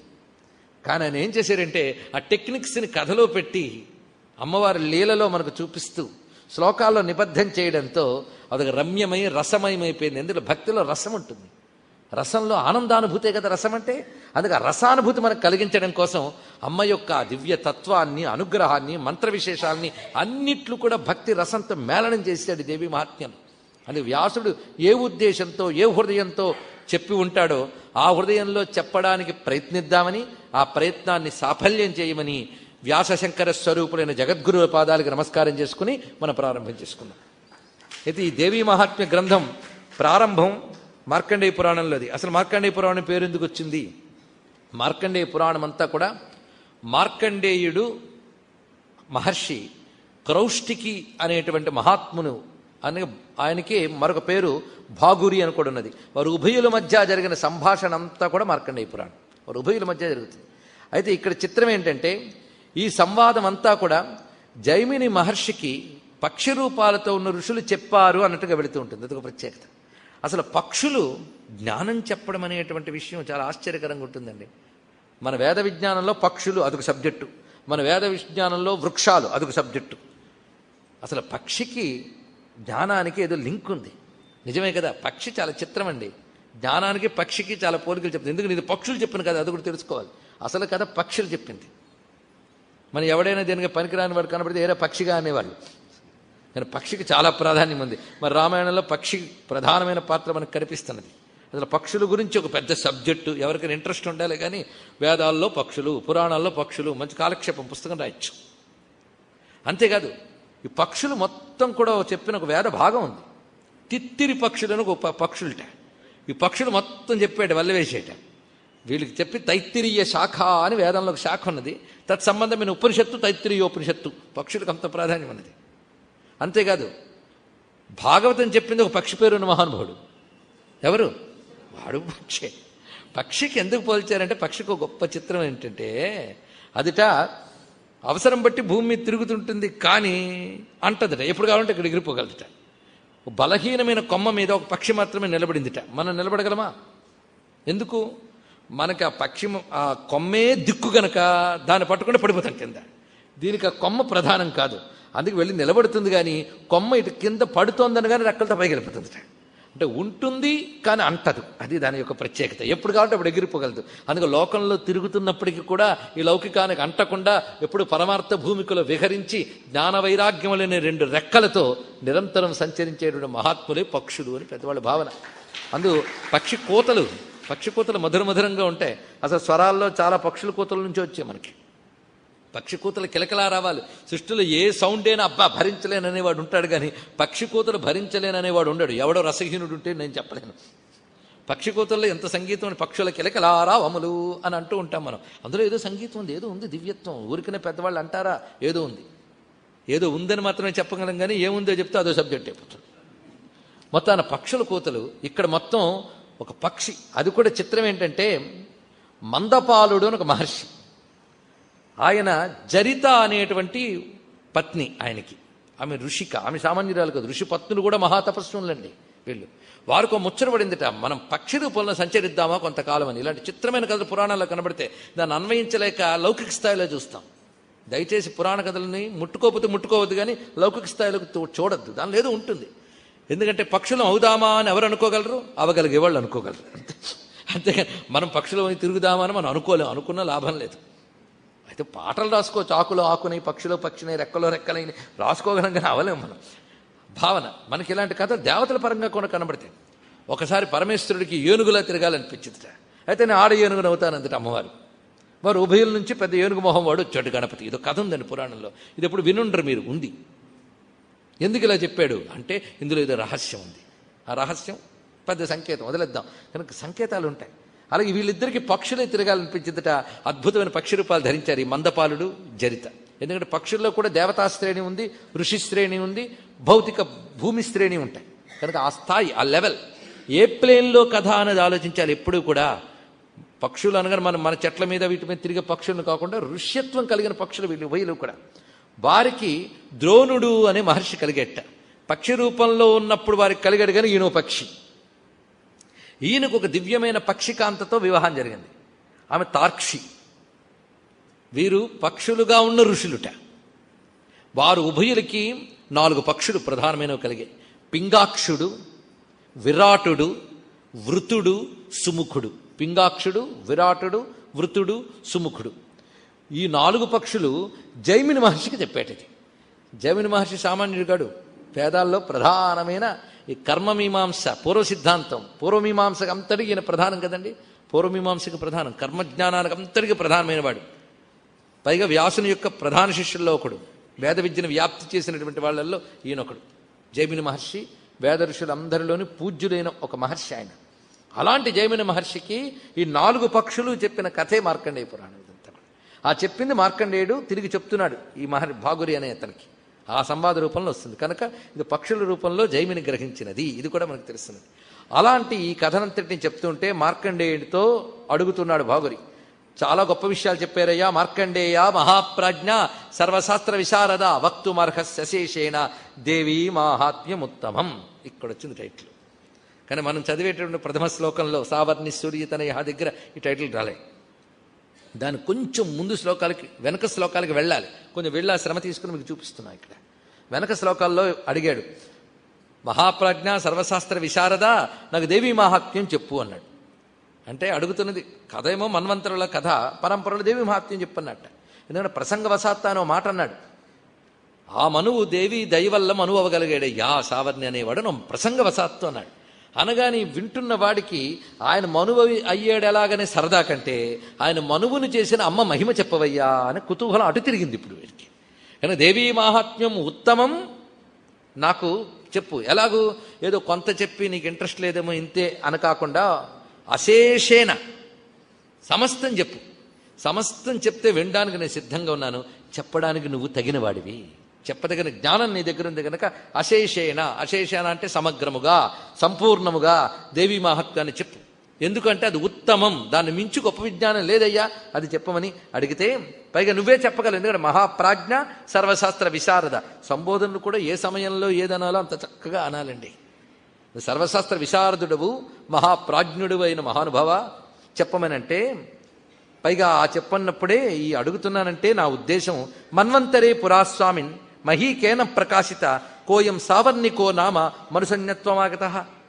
నేను దేవీ మహాత్మ్యం అంటే సావర్ణి అనేవాడు మనువయ్యాడు ఏ దేవీ దయ వల్ల అది అడిగాను కనుక నాకు మనువు యొక్క కథ కావాలి. ఆ దేవిని కాచేయం చండికాదేవి మహామాయేతి గీయతే. ఆ దేవిని చండిక అని మహామాయ అని ఎందుకంటున్నారు, ఈ విషయం అంతా నాకు చెప్పాలి అంటే మార్కండేయ మహాముని ప్రారంభించాడు. ఇక్కడి నుంచే మనం వినియోగం చేస్తూ ఉంటాం దేవీ మహాత్మ్యాన్ని. ఇక్కడి నుంచే మంత్రత్వం అన్నమాట, ఇక్కడి నుంచి వస్తుంది ఆ వినియోగం. శ్రీ మార్కండేయ ఉవాచ సావర్ణి సూర్యతనయ యో మను కచ్చతేష్టమ నిశామయ తదుత్పత్తిం విస్తరాత్ గదతో మమ. ఇదండి ప్రథమ శ్లోకం చండీ సప్తశతిలో లేదా దేవీ మహాత్మ్యంలో మొదటి మంత్రం. శ్లోకము మంత్రము రెండుకి తేడా ఏమిటి? శబ్దమేం మారలేదు కదా, అక్కడ అదే చెప్పుకుంటున్నా ఆ 4 పాదములే, అదే అనుష్టుప్పు. ఇందాక శ్లోకం ఉన్నా ఇప్పుడు మంత్రం అన్నా అంతే, ఏం మారింది? అది ఏదేది మారలేదు, అలాగే ఉంది. శ్లోకం నుంచి మంత్రం అనగానే అదే మారిపోయిందా? హుంపట్ అంపట్ అని వినబడుతుందా? లేదు. మరి శ్లోకం ఎందుకన్నాం, వెంటనే మంత్రం ఎందుకన్నాం? శ్లోకం అంటే ఇది గుర్తుపెట్టుకోవాల్సింది, శ్లోకం అంటే పొగడుట, భగవంతుడిని పొగడేదే శ్లోకం. అందుకని శ్లోకాల్లో లోకం గురించి రాశానంటే అంటే పేరు పెట్టాడు కానీ భగవంతుడి గురించి చెప్పినప్పుడు దాని శ్లోకం అనాలి. రుక్కు శ్లోకము ఈ రెండు కూడా భగవంతుడిని కీర్తించినది అని ఇదే అర్థంలో తీసుకోవాలి. అయితే ఇది మంత్రం. మంత్రం అని దేన్ని అనాలి పెద్దగా ఆలోచించక్కర్లేదు. మంత్రం అనే దానికి 2 అర్థాలు ఇక్కడికి సందర్భం బట్టి తెలుసుకోండి. ఒకటి, ఏ శబ్దానికి మనకి తెలియకుండా పలికిన శక్తి ఉంటుందో ఆ శబ్దానికి మంత్రం అనాలి. ఇది మనకు తెలియచ్చు, తెలియకపోవచ్చు, పలుకుతాం, పలికితే చాలు దాని శక్తి ఉంటుంది, శక్తి నిన్ను కాపాడుతుంది, దాన్ని మంత్రం అనాలి. రెండవది, మననం చేసుకుంటూ ఉంటే ఆ శబ్దం నిన్ను కాపాడగలదు. నిరంతరం శబ్దాన్ని మననం చేసుకుంటూ ఉండాలి.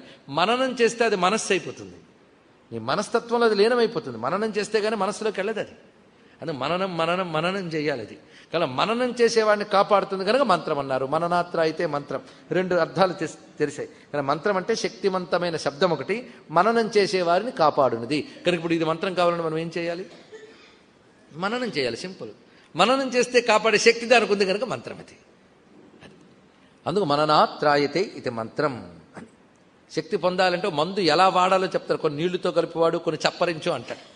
అలాగే ఇది నీకు శక్తి కావాలంటే మననం చేయి, ఇదే దీనికి అలా చేసుకోవాల్సింది. ఇందులో మంత్రం ఉంది కానీ భావం ముందు. శ్లోకంలో భావం చూడండి ఏం చెప్తున్నాడు.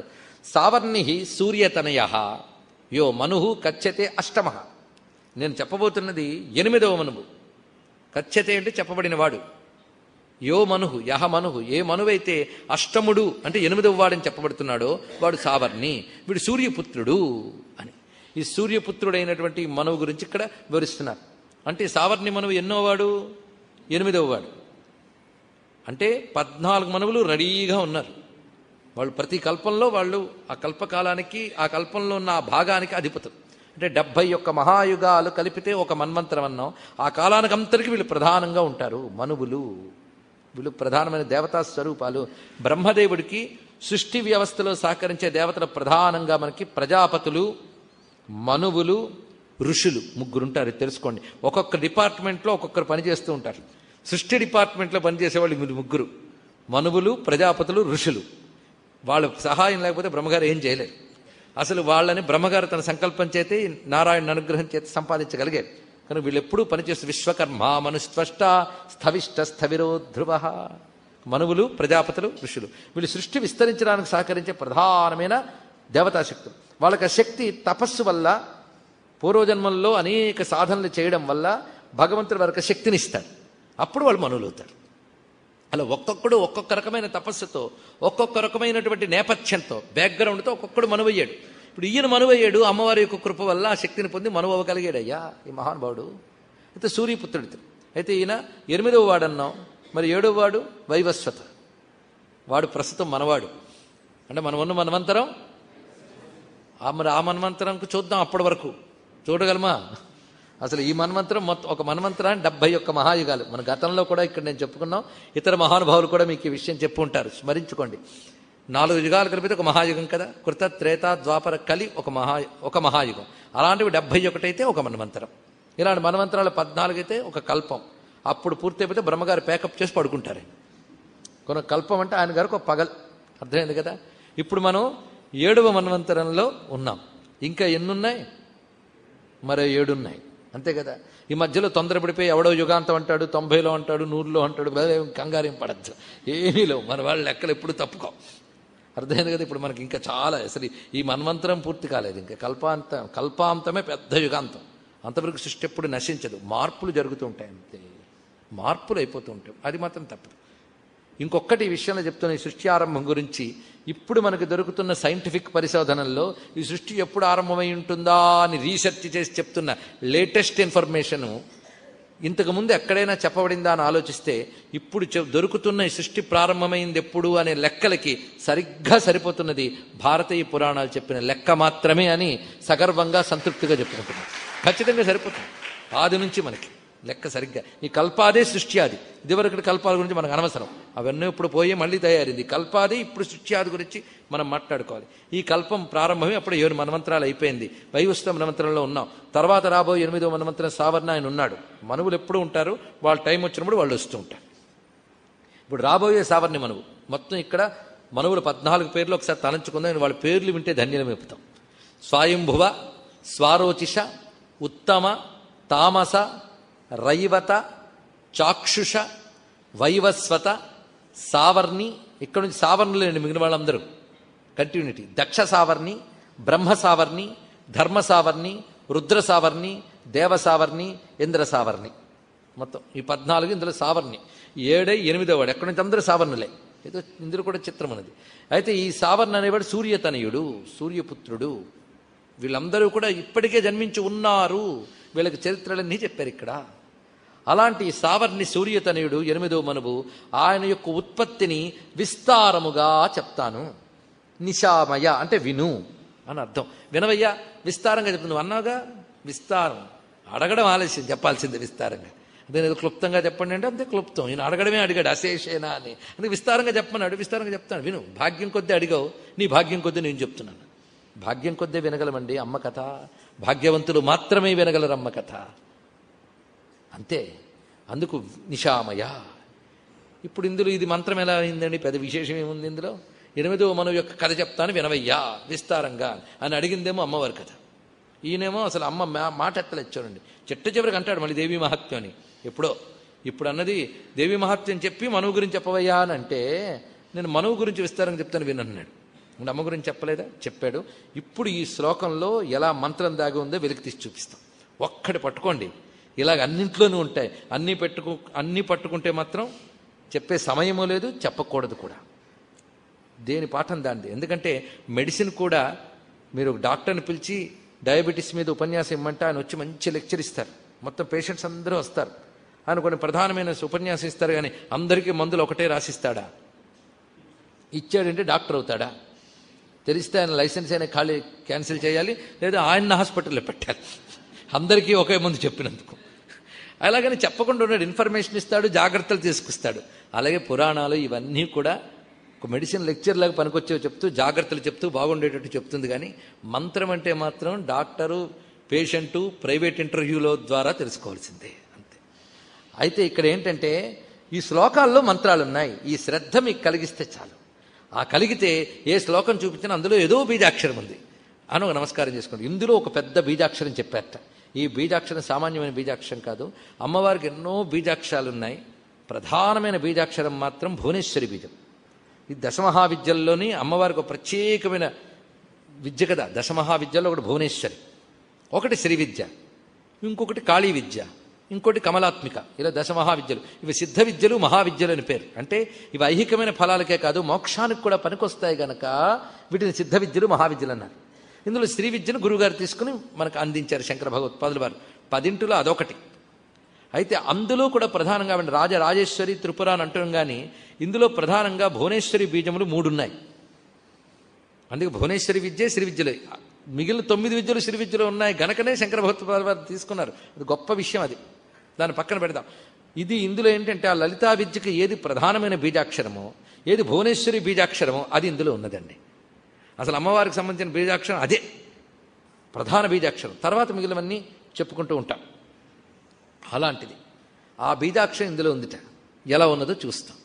ఇది వ్యాఖ్యానించుకోవడానికి మనకి పెద్దలు చాలా సహకరిస్తారు. ఎందుకంటే సంప్రదాయం సాధికారికమైన శాస్త్ర ప్రమాణం లేకుండా ఏ మాట చెప్పకూడదు. నాకు తోచిందండి అన్నది చెప్పకూడదు. నీకు తోచి ఉండవచ్చు. ఎందుకంటే మన సాధన చేస్తుంటే మన బుద్ధికి భగవంతుడు కొన్ని తోచేలా చేస్తాడు. కానీ నీకు తోచింది శాస్త్ర ప్రమాణం అవునా కదా చెక్ చేసుకుని చెప్పాలి. అంతవరకు చెప్పకూడదు అక్కడ. కానీ నాకు తోచింది, నాకు కల్లో కనబడింది అంటే అయితే నువ్వు పెట్టుకో, అందరికి చెప్పకూడదు. అందుకే వ్యక్తి అనుభూతి ప్రమాణం కాదు. వ్యక్తి అనుభూతి అనేది మనోవికారాల వల్ల కలగచ్చు.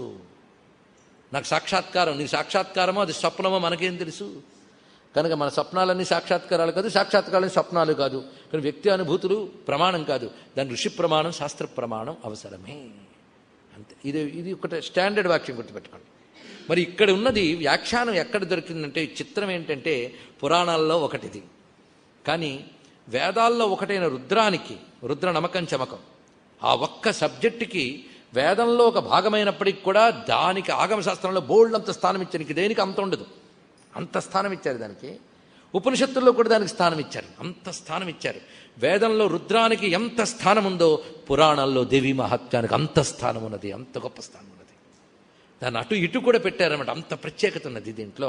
అయితే అది అయ్య విద్య, ఇది అమ్మ విద్య, రెండూ కలిపితే అమ్మయ్య విద్య మనకి పనికొస్తుంది. ఆ విధంగా మనకి మన అమ్మాయి చెప్పుకున్నాం కదా గతంలో, ఆ భావం తెచ్చుకోండి ఇక్కడ.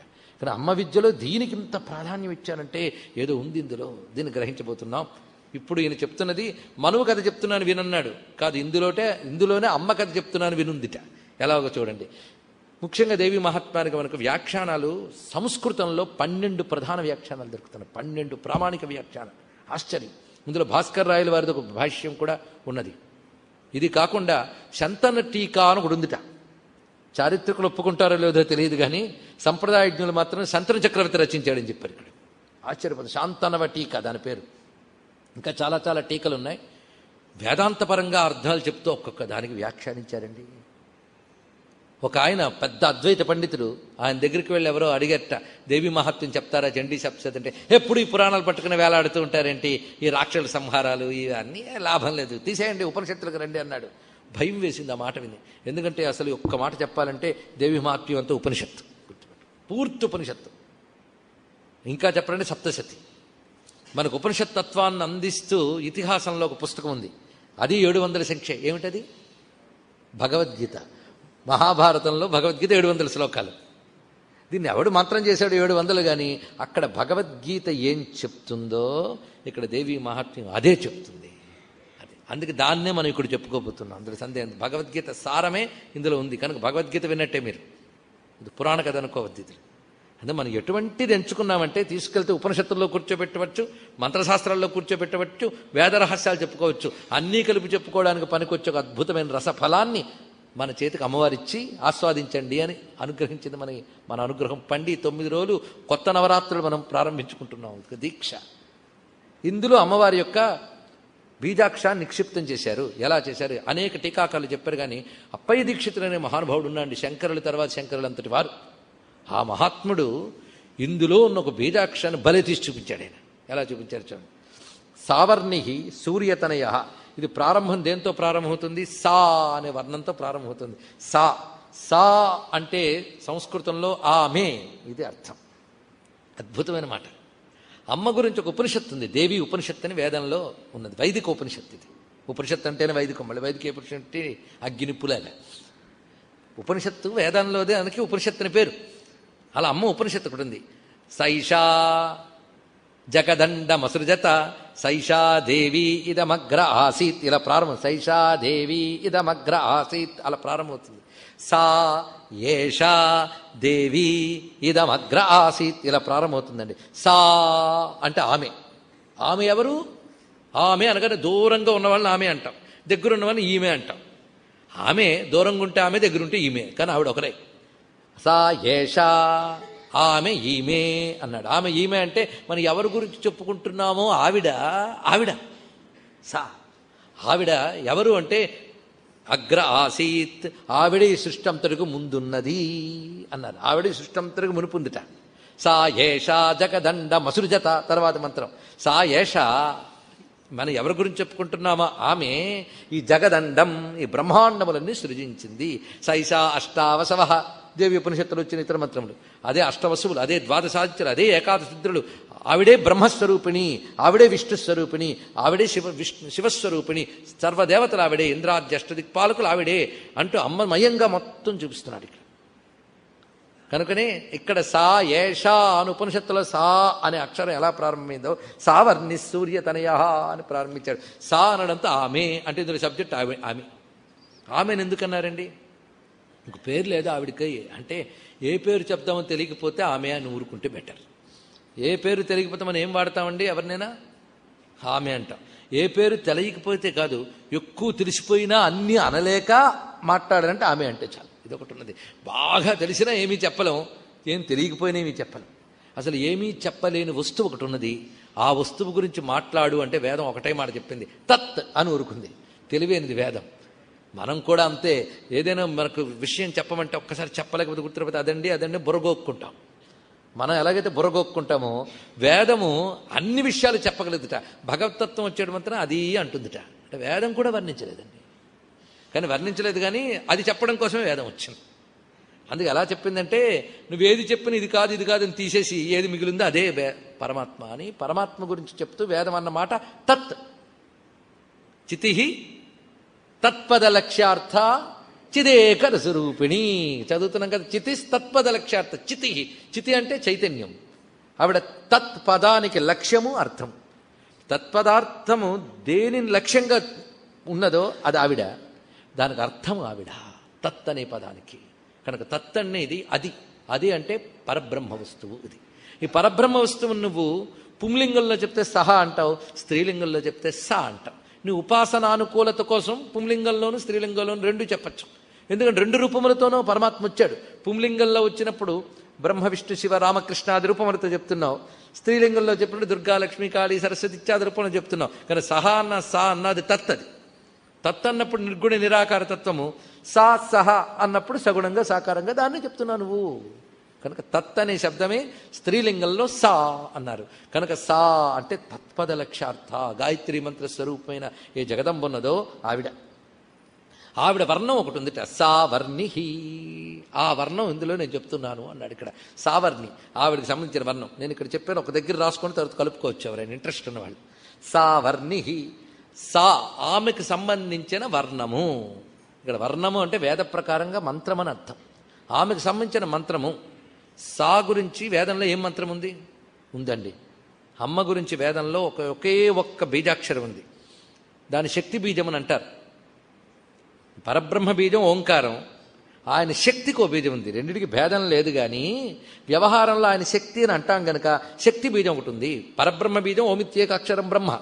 ఆ ఓంలో ఉన్న శక్తి ఏదుందో అది చెప్పేది ఈం అనేది. ఈం అనేది సావర్ణి, ఈం అని మాట. అందుకే అమ్మ బీజాక్షరన్నింటిలో ఈం ఉంటుంది, ప్రధానంగా ఉంటుంది. ప్రధానంగా ఐంలో ఈం ఉంది. శ్రీం హ్రీం క్లీం అన్నిట్లో ఈం ధ్వనిస్తుంది. ఆమె బీజం ఈం నాయన అని శ్రీ సూక్తం మనకి చెప్తుంది. తాం పద్మినీం హీం శరణమహం ప్రపద్యే. తాం పద్మినీం ఈం కలిపితే తాం పద్మినీమీం అని. ఈం ఈం అనేది చాలా ఈక్షత్యాత్మక శక్తి అని. ఆసక్తి ఉండాలి, కానీ వినే ఆసక్తి ఉండాలి, వింటే ఆస్వాదించే శక్తి ఉండాలి. ఆసక్తి ఉండాలి, చెప్తే ఆస్వాదించే శక్తి ఉండాలే కానీ ఎన్ని మాధుర్యాలు చెప్పుకోవచ్చండి. రాను రాను రసహీనులు ఎక్కువైపోవడంతో చెప్పుకోలేక మనసులోనే జీర్ణమైపోయే విషయాలు చాలా ఉన్నాయి. అందుకే కొన్ని విషయాలు ప్రైవేట్గానే చెప్పుకోవాలి. పబ్బులకి చెప్తే ఇది అందరికీ ఇది ఆనదండి అంటారు. ఆవిడ చెప్పిన వాడికి దోషం అయిపోతుంది. ఏం చేస్తాం? సరే, ఈమ్ అనేటువంటిది ఉన్నదే, అది ఈశ్వరుని యొక్క సృష్టిగా వికసించే శక్తి. అది చూడండి, ఈశ్వరుడు సృష్టికి పూర్వం ఉన్నాడు కదా పరమాత్మ, అని సృష్టిగా తన శక్తిని బయటపెట్టాడు. మొత్తం మొగ్గ పువ్వైనప్పుడు దాని లోపల ఉన్నటువంటి రేకులు, కింజల్కములు, ఆ మధ్యలో ఉన్న కర్ణిక అన్నీ ఎలా వెలికొస్తాయో పరమాత్మ సంకల్ప మాత్రం చేత తన శక్తిని అంతా సృష్టిగా చూపించాడు మొత్తం. కానీ ఈ సృష్టి అనే పద్మం అంతా ఆయన శక్తి. ఈ శక్తి అంతటికి కలిపి ఒక బీజాక్షరం ఈం అని. దీనికి వేదంలో గుప్త ప్రణవం అని స్థానం. దీనికి గుప్త ప్రణవం, రహస్య ప్రణవం అంట. అదైతే ప్రకట ప్రణవం ఓంకారం, ఇది గుప్త ప్రణవం. ఇది సావర్ణి, ఆమెను తెలియజేస్తుంది. కానీ సావర్ణి అంటే ఈంట. ఇప్పుడు సూర్యతనయ, సూర్యతనయుడు, సూర్యుడి నుంచి వచ్చేది ఏమిటి? సులభంగా చెప్పచ్చు అందం, దీని వేడి. సూర్యతనయుడు అగ్ని, అగ్ని కదా సూర్యుడు అంటే, నథింగ్ బట్ అగ్ని. సూర్యుడు అగ్ని అనే వ్యవహారంలో మనట్ట అంటే సూర్యుడు అగ్ని. అందుకే సూర్యచంద్రులే ప్రధానం, సూర్యుడిలోదే అగ్ని కూడా ప్రధానంగా మనకి. మరి చంద్రుడు ప్రత్యేకంగా చెప్తున్నా ఆర్ద్రత గుణం కోసం చంద్రుడు అని మాట్లాడాం, కానీ అట్టే మాట్లాడితే ఆయన కూడా సూర్యుడు అవుతాడు. గట్టిగా కదిలిస్తే ఆదిత్యోదయపోతుంది. వద్దులండి, ప్రస్తుతానికి సూర్యతనయ అంటే సూర్యుడు అగ్ని, సూర్యతనయుడు, సూర్యుడి నుంచి వచ్చే అగ్నితత్వము అన్నారు. సావర్ణి ఈం, సూర్యతనయ అంటే అగ్ని, అగ్నికి సంబంధించిన బీజాక్షరం తీసుకోవాలి శాస్త్రం. ఆ సూర్యతనయ బీజాక్షరం. మంత్రోద్ధారం అనే ప్రక్రియ వేదంలో చాలా చమత్కారంగా చూపిస్తాడు. మనం ఈ రోజుల్లో అమ్మవారి మంత్రములు ఏమైతే చెప్పుకుంటున్నామో అవన్నీ వేదాల్లోంచి వచ్చినవే. అందుకే శ్రీ విద్య కూడా డిరైవ్డ్ ఫ్రమ్ వేదాస్, వేదాల నుంచి వచ్చింది. అయితే వేదంలో ఉద్ధరించుకోమంటాడు. గణపతి ఉపనిషత్తులో మీరు చదివినప్పటికీ కూడా ఇదే చెప్తాడు. ఆ గణపతి మంత్రాన్ని ఎలా ఉద్ధరించాలి? గకారం తీసుకోదానికి బీజం కలుపు, నాదం కలుపు, ఇలా చెప్తాడు అక్కడ. వాసుదేవ మంత్రాన్ని చతుర్జంతం చేయి, దానికి ప్రణవం పెట్టు ముందు, దాని తర్వాత నమస్కారం పెట్టు అంటాడు. ఏం డైరెక్ట్ మంత్రం చెప్పవచ్చు కదా? చెప్పరు. మర్యాద మంత్రాన్ని వేదం అలా ఇస్తుంది, దాంట్లోంచి లాగాలి. అలాగా దానికి శాస్త్రంతో పరిచయం ఉండాలి. కానీ అగ్ని అనగానే అగ్ని అక్షరం ఏంటో తీయండి. సావర్ణి ఈం తీశారు కదా, అగ్ని అక్షరం రకారం, రకారం అగ్ని బీజం. మనం రామాయణం చెప్పుకున్నప్పుడు కూడా చెప్పుకున్నాం కదా, ఇక్కడ రకారం అగ్ని బీజం. కనుక ఇప్పుడు ఈం తర్వాత ఏం తీసుకున్నాం? రకారం అయింది కదా. ఈం రాసుకోండి.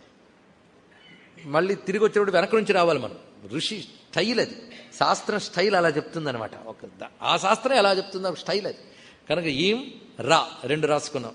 ఇక్కడ సూర్యతనయ అన్నప్పుడు రకారం. ఇప్పుడు యో మనుహు కచ్చతి అష్టమః. మనుహు అంటే మంత్రము అని అర్థము. మనువు అంటే మనువు అని ఒక అర్థం ఉన్నది. మనుహు అంటే మంత్రం. ఇది కూడా ఉపాసకులకి, ఆ సంప్రదాయంలో ఉన్న వాళ్ళకి తెలుసు. మూల మనుహు అని రాస్తాడు. మనుహు అంటే మంత్రం. కనుక ఇప్పుడు మనుహు ఏమిటి? ఆ మనుహు ఆవిష్కరణ జరుగుతుంది కదా. ఈం అయిపోయింది. యో మనుహు కచ్చతే అష్టమః. మనుహు తీసేసేయండి, మంత్రం అని అర్థం. ఇక్కడ యా కచ్చతే అష్టమః, యా నుంచి 8వగా చెప్పబడుతున్నది. యా నుంచి 8వది. అక్షరాలందరికీ తెలుసు కదా, అకారం నుంచి క్షకారం వరకు. మనం తెలుగు నేలలో ఉన్నాం కనుక తెలుగు అక్షరాలు అందరికీ తెలుసు. యా రా యవర్గం, ఒక అవర్గం, కవర్గం, చవర్గం, తవర్గం, పవర్గం, యవర్గం. అవర్గం అది అలా చూపిస్తాడు. యవర్గంకి వచ్చేయాలి తిన్నగా. యా నుంచి 8వది రండి. యా రా లా వా షే షా సా, మీరే చెప్పారు. హ 8వది. ఇప్పుడు ఈం రా హ వచ్చాయి కదా, ఇటు తిప్పండి. హ రా ఈం కలిపితే హ్రీం అని బీజం. ఆ హ్రీం బీజాధిదేవత యొక్క చరిత్ర ఏదుందో ఆ హ్రీం బీజాధిదేవత అయిన జగదంబిక గురించి విస్తారంగా చెప్తున్నాను వినవయ్యా. ఇది అనమాట ప్రారంభమే. కనుక ఇప్పుడు మనువు కదా, అమ్మ కదా? చెప్పండి. ఇక్కడ అమ్మ కథే చెప్తున్నాను, అది దీనిలోని ఉద్దేశం. అందుకే మనువు కథ విస్తారంగా చెప్పట్లే, అమ్మ కథే విస్తారంగా చెప్తున్నాను. అందుకు దీన్ని మనం స్వాహాకారంలో వాడుతున్నాం. అంతేగాని విస్తారంగా మనువు కథ చెప్తున్నాను స్వాహ అని విన బాగుందండి. ఏమైనా అసలు వినడానికైనా బాగుందా, ఔచిత్యం ఉందా అంటే నీకు బయటకు కనబడేది లోపల ఉంది. అది మంత్రాల లోపల ఉండాలి. అలా దాచిపెడితే అలా అండి, బయట పెట్టద్దు అంటే. చాలా శక్తివంతమైనది గుండెకాయి, ఎంతో ఉపయోగం చేస్తుందని లెసన్ విన్నాం. ఇంత మంచి గుండెకాయని బయట పెట్టుకుని రోజు చూసుకుంటే బాగుంటుంది కదా అంటే ఏమవుతావు? అది అలా ఉంటే నీకు సేఫ్. నీకు అంత గౌరవం ఉంటే కొంచెం తడుముకుని దండం పెట్టుకో, కానీ లోపల ఉందని తెలుసుకుంటే జాగ్రత్త పడతావు అంతే ఇక్కడ. కనుక శరీరంలో గుండెకాయలాగా శ్లోకాల్లో బీజాక్షరాలు ఉంటాయి. అసలు శరీరానికి గుండెకాయ శక్తినిస్తోంది, శ్లోకానికి బీజాక్షర శక్తి ఇస్తుంది. అది సప్తశతిలో ఉన్న ప్రత్యేకత. ఇలా ఒక్క మంత్రాన్ని ముట్టుకుంటే ఇలాగొస్తే ఎన్ని బీజాక్షరాలు ఉన్నాయా? ఉన్నాయి. అలా చేసే ప్రక్రియ కూడా ఉంది. కొంతమంది ఏం చేస్తారంటే ఈ మంత్రాలన్నిటి బదులుగా బీజాక్షరాలతో హోమం చేస్తారు. ఇవి చాలా కొద్ది మందికి మాత్రమే తెలుసు. ఆ తెలిసిన వాళ్ళకు నమస్కారం. మనకెందుకో భక్తితో వెళ్ళిపోతున్నాం కదా. ఇందులో ఇంత చక్కగా ఋషే మనకి వ్యాసుడు దయతో పెట్టిచ్చేసాక మనకేం పోయింది కనుక సావర్ణిహి అని ప్రారంభించడంలోనే ఔచిత్యం. సానామంతో ప్రారంభించి హ్రీం బీజాన్ని చెప్తూ దాన్ని విస్తారంగా చెప్తాను ఆ కథని. అంటే ఆ హ్రీం బీజంలో ఉన్న భువనేశ్వరే హ్రీశ్చతే లక్ష్మీశ్చ పత్నౌ అక్కడికి వస్తుంది మళ్ళీ బీజాక్షర శక్తి. ఆ విరాట్ పురుషుని యొక్క శక్తిగా జగమంతా వ్యాపించిపోయిందే. ఆ చరిత్రను విస్తారంగా చెప్తున్నాను అని ప్రారంభించాడు. ఇక్కడ మనువు కథ మొదలవుతుంది. ఇంత ఉదాత్తమైనటువంటి భావాన్ని కలబోసుకుని తర్వాత మనకి ఎంత చక్కగా తీసుకొస్తాడో కథ. అందుకే మన యొక్క కథల్లో విశేషం ఏంటి అంటే, ఇప్పుడు ఉపాసనలు ఎందుకండి అంటే, మరి ఇప్పుడు ఏం కావాలండి? ఇప్పుడు జీవితం అది బాగుంటే చాలు. అవునా? అయితే నీ జీవితం ఎలా నడపాలో ఈ కథే చెప్తుంది. అది మన బతుకుని బాగా చూపిస్తుంది. ఇక్కడ ఎంతకాలం నేను సుఖంగా బతకాలి, ఎంతకాలం కాదండి ఇల్లు కట్టేసుకున్నాక ఇంత సంపాదించి దాచిపెట్టేశాక చాలండి. అవునా?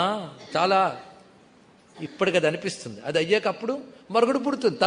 తతక్యం. అయితే ఇప్పటి అవసరం కోసమే ఈ గ్రంథం చెప్తే ఈ అవసరం తీరిపోక పక్కన పారేయవచ్చు. కానీ చిత్రం ఏంటంటే ఇప్పటి అవసరం కోసం పనికొస్తుంది. మరికొంచెం నువ్వు ఓపిక తెచ్చుకుని మరికొంచెం చూస్తే ఆ తర్వాత ఒక అవసరం ఉంటే అది కూడా ఇదే తీరుస్తుంది. దానికి మరో పుస్తకంకి వెళ్ళక్కర్లేదు. కనుకనే ఐహిక విషయాలు కావాలనే లాలస నీకున్నంతకాలం ఈ పుస్తకం పనికొస్తుంది. అది తీరేక మళ్ళీ కొంచెం దీన్నే మరొక్కసారి చదివితే నీకు పారమార్థికమైన ప్రయోజనం కూడా ఇందులోనే ఉంది. రెండు ఇవ్వగలదు. చిత్రం. అందుకే బ్రహ్మ విద్యకి ఇదే గ్రంథం, లౌకికమైన ఇష్టప్రాప్త అనిష్ట పరిహారాలకి ఇదే గ్రంథం, కర్మకి ఉపాసనకి జ్ఞానానికి మూడింటికి పనికొచ్చే ఏకైక గ్రంథం మన భారతీయ గ్రంథాలు. అన్నీ ఇలాగే ఉంటాయి. కొంతమంది అంటారు వేదంలో ఒక భాగం కర్మకాండ చెప్పింది, మిగిలిన భాగం జ్ఞానకాండ అని ఒక పరంపరగా ఇంతకాలం అలాగే వెళ్ళిపోతూ ఉన్నాం. ఈ మాట నేను చెప్తే కొందరు సంప్రదాయజ్ఞులు ఒక్కసారి ఆశ్చర్యంగా గుడ్లూరి నా వైపు చూడొచ్చేమో కానీ వేదం అంతా జ్ఞానాన్ని చెప్తుంది. ఒక భాగం కర్మకాండ తర్వాత జ్ఞానకాండ అని విభాగం ఒప్పుకోవడానికి లేదు. ఒక భాగాన్ని మనం కేవలం కర్మకాండపరమైన అర్థం మాత్రమే చెప్పుకున్నాం. కానీ కొద్ది కాలం క్రితం వచ్చిన మరికొందరు ఋషితుల్యులైన మహాత్ములు వాళ్ళు మీరు ఆధునికులను అంగీకరించలేకపోవచ్చు కానీ వాళ్ళేం తక్కువ తినలేదు. మనం కర్మకాండ అనుకుంటున్న వేద మంత్రాల్లోనే జ్ఞానం ఎక్కడెక్కడుందో చూపించారు. యజుర్వేదంలో ఒక చోట అంటాడు, హోమాలు చేయడం వల్ల ప్రయోజనం ఏమిందయ్యా, నెయ్యి కాల్చడం తప్ప అంటాడు. అసలు యజుర్వేదంలో కర్మకాండ అని మనం అంటుంటే వాడే కర్మను అక్కడ నిరసించాడు. అది కేవలం ఉపనిషత్తులో చేయాలి ఆ పని, అక్కడే చేస్తున్నాడు. అంటే వేదం మొత్తం వేదాంతాన్ని చెప్తుంది. అయితే అక్కడ కర్మని చెప్తున్నా వేదాంతం కూడా అందులోనే దాగి ఉందని చెప్పడం కానీ నేను కర్మకాండ లేదని చెప్పట్లేదు, అది కూడా జ్ఞానాన్ని చెప్తుంది. అలాగే ఇక్కడ పురాణం కూడా మూడింటిని చెప్తుంది. ఆ భావంతో పరిశీలించుదాం. కనుక మంత్రశాస్త్రం చూపించామా, కథ కూడా తీసుకోవాలి. ఇప్పుడు కథ మన కథ, మనువు కథ, మన కథ. అసలు మనువు మానవ రెండుకి చాలా సంబంధం ఉంది. నాకు ఈ మనువులు ఎవరు పడరండి, అయితే నువ్వు మానవుడికో. మను అనే ధాతువుకి మను అవబోధనే, మన అవబోధనే అనే ధాతువు నుంచి వచ్చింది. ఆలోచించే తెలివి గలవాడు. అందుకు మానవుడు అంటే ఇతర జంతువుల్లా ప్రకృతి ఎలా తోస్తే అలా వెళ్ళిపోకుండా వీడికి తోచినట్టు వెళ్ళగలడు గనక, వీడికి ఆలోచనాత్మక శక్తి భగవంతుడు ఇచ్చాడు కనుక వీడికి మానవుడని పేరు. ఎందుకు మన పేరు వచ్చిందో తెలియాలి కదా. ఊరికనే మానవ అంటే ఎలాగా? అయితే ఇంతకీ సంస్కృత మానవుడా ఇంగ్లీష్ మానవుడా అన్నాడు ఒక ఆయన. సంస్కృత మానవులకి ఆలోచించే శక్తి ఉందంటే వాడు హ్యూమ్యాన్. గట్టిగా ఆలోచిస్తే అక్కడ కూడా మన అవబోధనే ధాతువే ఉంది. వెతికితే అన్నిటికీ మూలాలు ఇక్కడే దొరుకుతాయి. ఏం చేస్తాం? మ్యాన్ మ్యానో లేదా మ్యానో ఏదైనా మానవుడు అంటే పురుషులు మాత్రమేనా ఎలాగో అనం కదా. మానవుడు అనేది జాతివాచకం, స్త్రీ పురుషులు అందరూ ఉంటారు. ఈ మానవుడికి మరో పేరు కూడా శాస్త్రం ఉంది, పురుషుడు కూడా మన పేరే, మన మగాళ్ళ పేరని కదా, ఆడ మగ అందరి పేరు. మనకు మాత్రమే పురుష శబ్దం ఇంక దేనికి లేదు. ఎందుకుంది? ఇది కూడా ఆలోచించారు. ఈ పేర్లు ఊరికనే పెట్టలేదు. శాస్త్రం ఎందుకు ఇచ్చిందో యాజ్ ఇట్ ఈజ్ చెప్పుకుందాం, అంతేగాని ఏవో పీకి ఎక్కడికోలాగి బట్టతలకి మోకాలకి ముడి పెట్టట్లే. నేను యాజ్ ఇట్ ఈజ్ శాస్త్రం ఎందుకు ఇచ్చిందో చెప్పుకుంటున్నాను. మానవుడు అంటే ఆలోచించే శక్తి గలవాడు, ఇదొకటి. పురుషుడు అంటే ఇతర జంతువుల కంటే పరిపూర్ణుడు, అదే అన్నాడు. ఇతర జంతువుల కంటే పరిపూర్ణుడు, పూర్ణత్వాత్ పురుష. పూర్ణుడు గనక పురుషుడు. అంటే మనమందరం పరిపూర్ణులమా అంటే అందుకు ముందు ఇతర జంతువుల కంటే అనే క్లాజ్ ఉంది. ఇతర జంతువుల కంటే పరిపూర్ణలం అంతే. ఒప్పుకుంటామా లేదు? జంతువునా నరజన్మ దుర్లభం, ఇతర జంతువుల కంటే గొప్పవాళ్ళమే. ఎందుకు? ఆలోచించే శక్తి ఉంది. దీనికి సబ్జెక్టుకి ఏమిటండి సంబంధం అంటూ ఉంది, మీరే చూస్తారు కాసేపట్ల. కనుక పురుషుడు అనే పేరు ఎందుకు వచ్చింది మనకి? ఇతర జంతువుల కంటే పరిపూర్ణలం గనక. మరి పరమపురుషుడికి పురుషుడిని పేరుంది, ఆయన అసలు పరిపూర్ణుడు గనక. మనకు వాళ్ళతో కంపేర్ చేస్తే పరిపూర్ణులం, కానీ నిజానికి పరిపూర్ణులం కాం. పరిపూర్ణులమయ్యే అవకాశం ఉన్నటువంటి వాళ్ళం మనం. పరిపూర్ణమైన పరబ్రహ్మస్థితిని పొందడానికి అవకాశం కలిగి జంతువుల కంటే పూర్ణులం కనుక పురుషుడిని పేరు ఇచ్చాడు మనకి. అర్థమైంది కదా? అలాంటి పురుషత్వం దొరికాక ఆ పరిపూర్ణం కోసం నువ్వు ప్రయత్నించాలి. ప్రయత్నించకుండా కూర్చున్నావంటే నీకు పురుష శబ్దం పనికిరాదు, మానవ శబ్దం పనికిరాదు. మరేం శబ్దం? రెడీగా ఉంది పశు శబ్దం. ఈ రెండు నువ్వు పురుషత్వాన్ని సార్థకం చేసుకోవడం కోసం ప్రయత్నించకపోతే ఆ కేటగిరీలోనే ఉంటావు నువ్వు. ఇంతకాలం తినడానికి తిరగడానికి కాలక్షేపం చేసేసానండి అంటే అవే ఆ పని అవే చేసాయి. ఇది నీకంటే తెలివైనవి. నువ్వు తిండి కోసం నానా యాతన పడ్డావు, అది పడలేదు అంతే. ఇంత యాతన పడలేదు, కానీ నువ్వు చేసిన పని మాత్రం ఒకటే. ఒకప్పుడు పీక్కుని తినే దశ నుంచి మనం వండుకు తినే దశ వరకు ఎదిగాము అని ఒక హిస్టరీ ఏం చెప్తున్నాడు. ఎక్కడి నుంచి ఎక్కడి దాకా ఎదిగాం? పీక్కు తిన్న నుంచి వండుకు తినే వరకు. కానీ అసలు అర్థం ఏంటి తెలుసా? తినడం నుంచి తినడం వరకు ఎదిగాం, మరేం లేదు. ఏమైనా మారిందే చెప్పండి? తినడం నుంచి తినడానికే, ఒక్కడోలాగా ఇప్పుడోలాగా అంతే. గుచ్చి తిన్నాడు, లాక్కు తిన్నాడు, పిండి తిన్నాడు అంతే. తినడం మాత్రం లేదే. ఇదేనా ఎదుగుదలంటే? ఆ పనే మరో రకంగా చేస్తున్నాం అంతే. ఇదే ఎదుగుదల, ఇదే నాగరికత. మానవ దశ నుంచి బ్రహ్మదశకి వెళ్ళడానికి నువ్వేం చేశావు? బ్రహ్మత్వం పొందడానికి ఏం చేసావు? అది నువ్వు చేస్తే అది ప్రయత్నం. ఆ ప్రయత్నం చేస్తేనే నీకు అసలు సార్థకత అయ్యా. నీ పురుషత్వానికి అది లక్షణం కావాలి. అది ఉద్యోగం పురుష లక్షణం. ఎందుకంటే ఉత్కృష్ట స్థితికి వెళ్ళడానికి ప్రయత్నించు, అది నీ స్వభావం కావాలి. ఇది తెలుసుకోవాలి. ఉద్యోగినం పురుష సింహం ఉపైతి లక్ష్మి అని పెద్దవాళ్ళు చెప్పారు. కనుక ఇటువంటి అపూర్ణత్వ సార్థకం చేసుకునే విద్యని ఇందులో చెప్పబోతున్నాను. మనువుల కథ మనకి ఎంత అవసరమో, ఆ జ్ఞానస్వరూపమైన వ్యవస్థ ఏదుందో ఆ మను అవబోధన ఉంది గనక వీడికి ధర్మాధర్మ విచక్షణ ఉంది. మిగిలిన జంతువులకి ఏమీ లేదు. వాళ్ళ ప్రకృతి కంట్రోల్ చేస్తుంటుంది. మనకు ప్రకృతి కంట్రోల్ చేస్తున్నా పక్కకు తోసిగలం అంతే కదా. ఈ సీజన్లో ఇది తినకూడదండి అన్నా మనం తింటాం. ఎందుకు? ప్రకృతిని కంట్రోల్ చేయగలం కనుక చాపల్యంతో తింటాం. కానీ జంతువులు సీజన్ బలే పాటిస్తాయి. అవి చాలా జాగ్రత్తగా ఉంటాయి. ఆహార విహారాల్లో అవి ప్రకృతిని ఎలాగైతే ఫాలో అయిపోతాయి. మనం అలా కాదు, ప్రకృతిని వెనక్కి తోయగలం. ప్రకృతిని మించి వెళ్ళిపోవయ్యా అంటే ప్రకృతిని పక్కకు తోసి ఇంకా కింద పడుతున్నాం మనం.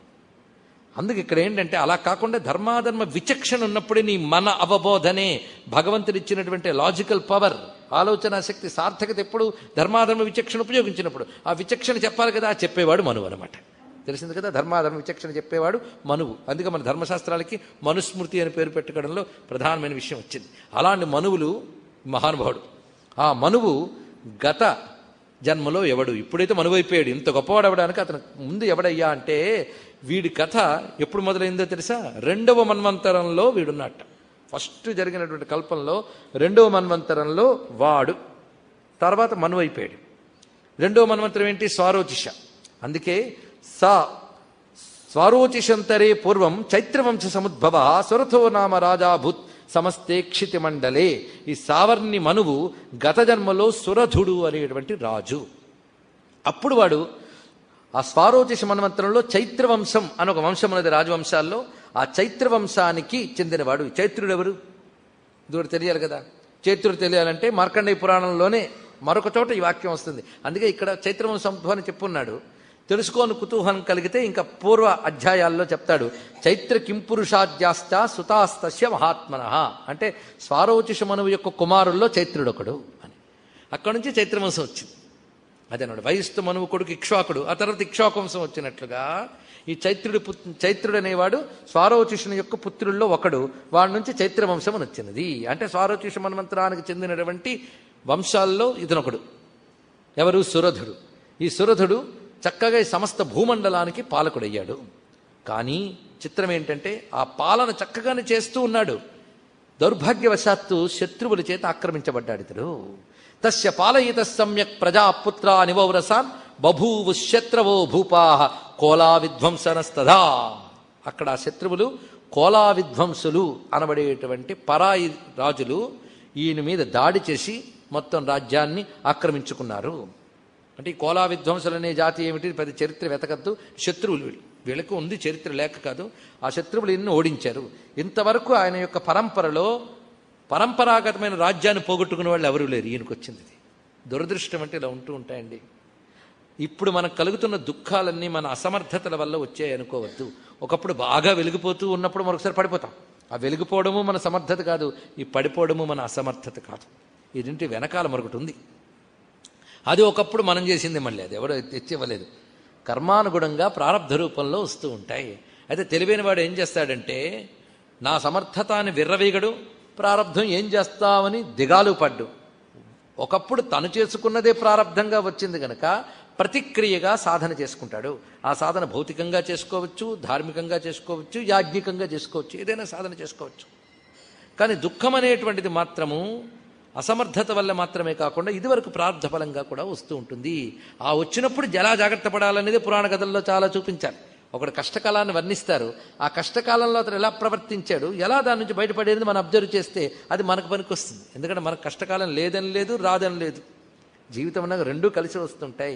ఎక్కడ ఎలా ఉండాలో నేర్చుకోవడం కోసం పురాణం జాగ్రత్తగా చదువుకోవాలి. కానీ ఈ మహానుభావుడికి శత్రువులు ఆక్రమించుకుని మొత్తం వాళ్ళ యొక్క బలంతో ఇతని రాజ్యం అంతా కూడా అన్యాక్రాంతం అయిపోయింది. పైగా యుద్ధంలో ఓడిపోయాడు. ఓడిపోయినప్పటికీ చిత్రం ఏమిటంటే, ఇక్కడ ఓ మాట చక్కటిది వేశారు. ఏంటంటే, అతి ప్రబల దండిన, వాళ్ళు అతి ప్రతాపవంతులు గనక వాళ్ళ చేతిలో ఓడిపోయాడు అనడానికి కూడా లేదు. న్యూనైరపి శతేర్యుద్ధే కోలా విధ్వంసవిర్జిత. నిజానికి వాళ్ళు బలహీనులే అయినప్పటికీ వాళ్ళ చేతిలో ఓడిపోయాడు. ఈ మాట కూడా చెప్తున్నారు. ఒకప్పుడు బలవంతమైనది కూడా బలహీనుల చేతిలో ఓడిపోతుంటుంది. అవునా లేదా? ఒకప్పుడు భూమండలాన్నంతటి శాసించిన బలమైన హైందవ ధర్మం బలమైందే కదా, మరి బలహీనత దగ్గర తగ్గలేదా? అది అంత మాత్రం తక్కువ అనలేము. అది ఇక్కడ తెలుసుకోవాల్సింది. అందుకు బలహీనులు అయినప్పటికీ కూడా కోలా విధ్వంసుల చేతిలో ఓడిపోయాడు. అయితే చిత్రం ఏంటంటే, వాళ్ళు ఎలా చేశారంటే, వాళ్ళు ఈయన రాజ్యానికి మాత్రమే ప్రభువుగా ఉంచి మిగిలినంత వాళ్ళ అధికారం తీసేసుకున్నట్ట. ఈ ప్రభువు కూడా ఒక సామంతుని వల్ల అయిపోయాడు. అసలు తీసి ఎక్కడ అడవులకు పంపించేస్తే వేరే విషయం. ఆయన చెప్పినట్టు జాగ్రత్తగా నడవాలి. సంధి ఒప్పందాల్లో చివరికి అక్కడికి వచ్చారు. మేము చెప్పినట్టు నడుస్తూ ఉండు, నీ రాజ్యంలో నువ్వు పరిమితులవై ఉండు, మిగిలిన అధికారాలన్నీ మావి. ఇది ఒక బాధాకరం. అక్కడ ఆయన దగ్గర రోజు సలాం కొడుతున్న వాళ్ళు వీళ్ళందరూ కూడా ఒకప్పుడు రాజాధిరాజా అన్నవాళ్లే. ఇప్పుడు మాత్రం పేరుకు అంటూ ఉన్నా నీకు కూడా ఒకటి పైన ఉన్నాళ్లే అని వాళ్ళు అనుకుంటున్నారు. ఇది ఇంకా బాధాకరం. తనే ఉన్నాడు సింహాసనంలో, కానీ తన పెత్తనం లేదు, తన మీద వాడి పెత్తనం ఉంది. ఇది ఒక సామంతుడి వలె అయిపోయాడు తను. ఆక్రాంతస్థ మహాభాగా తైస్తథా ప్రబలాదిభి. ఈ విధంగా ప్రబలమైన ఆ శత్రువుల చేత నిజ దేశాధిపో భవేత్, నిర్దేశపో అభవత్. కేవలం తన దేశానికి మాత్రమే అధిపుడిగా మిగిలిపోయాడు. మొత్తం రాజ్యమంతా దెబ్బతినేసింది. తనున్న కొద్ది ప్రాంతానికి వాళ్ళ చేత మళ్ళీ.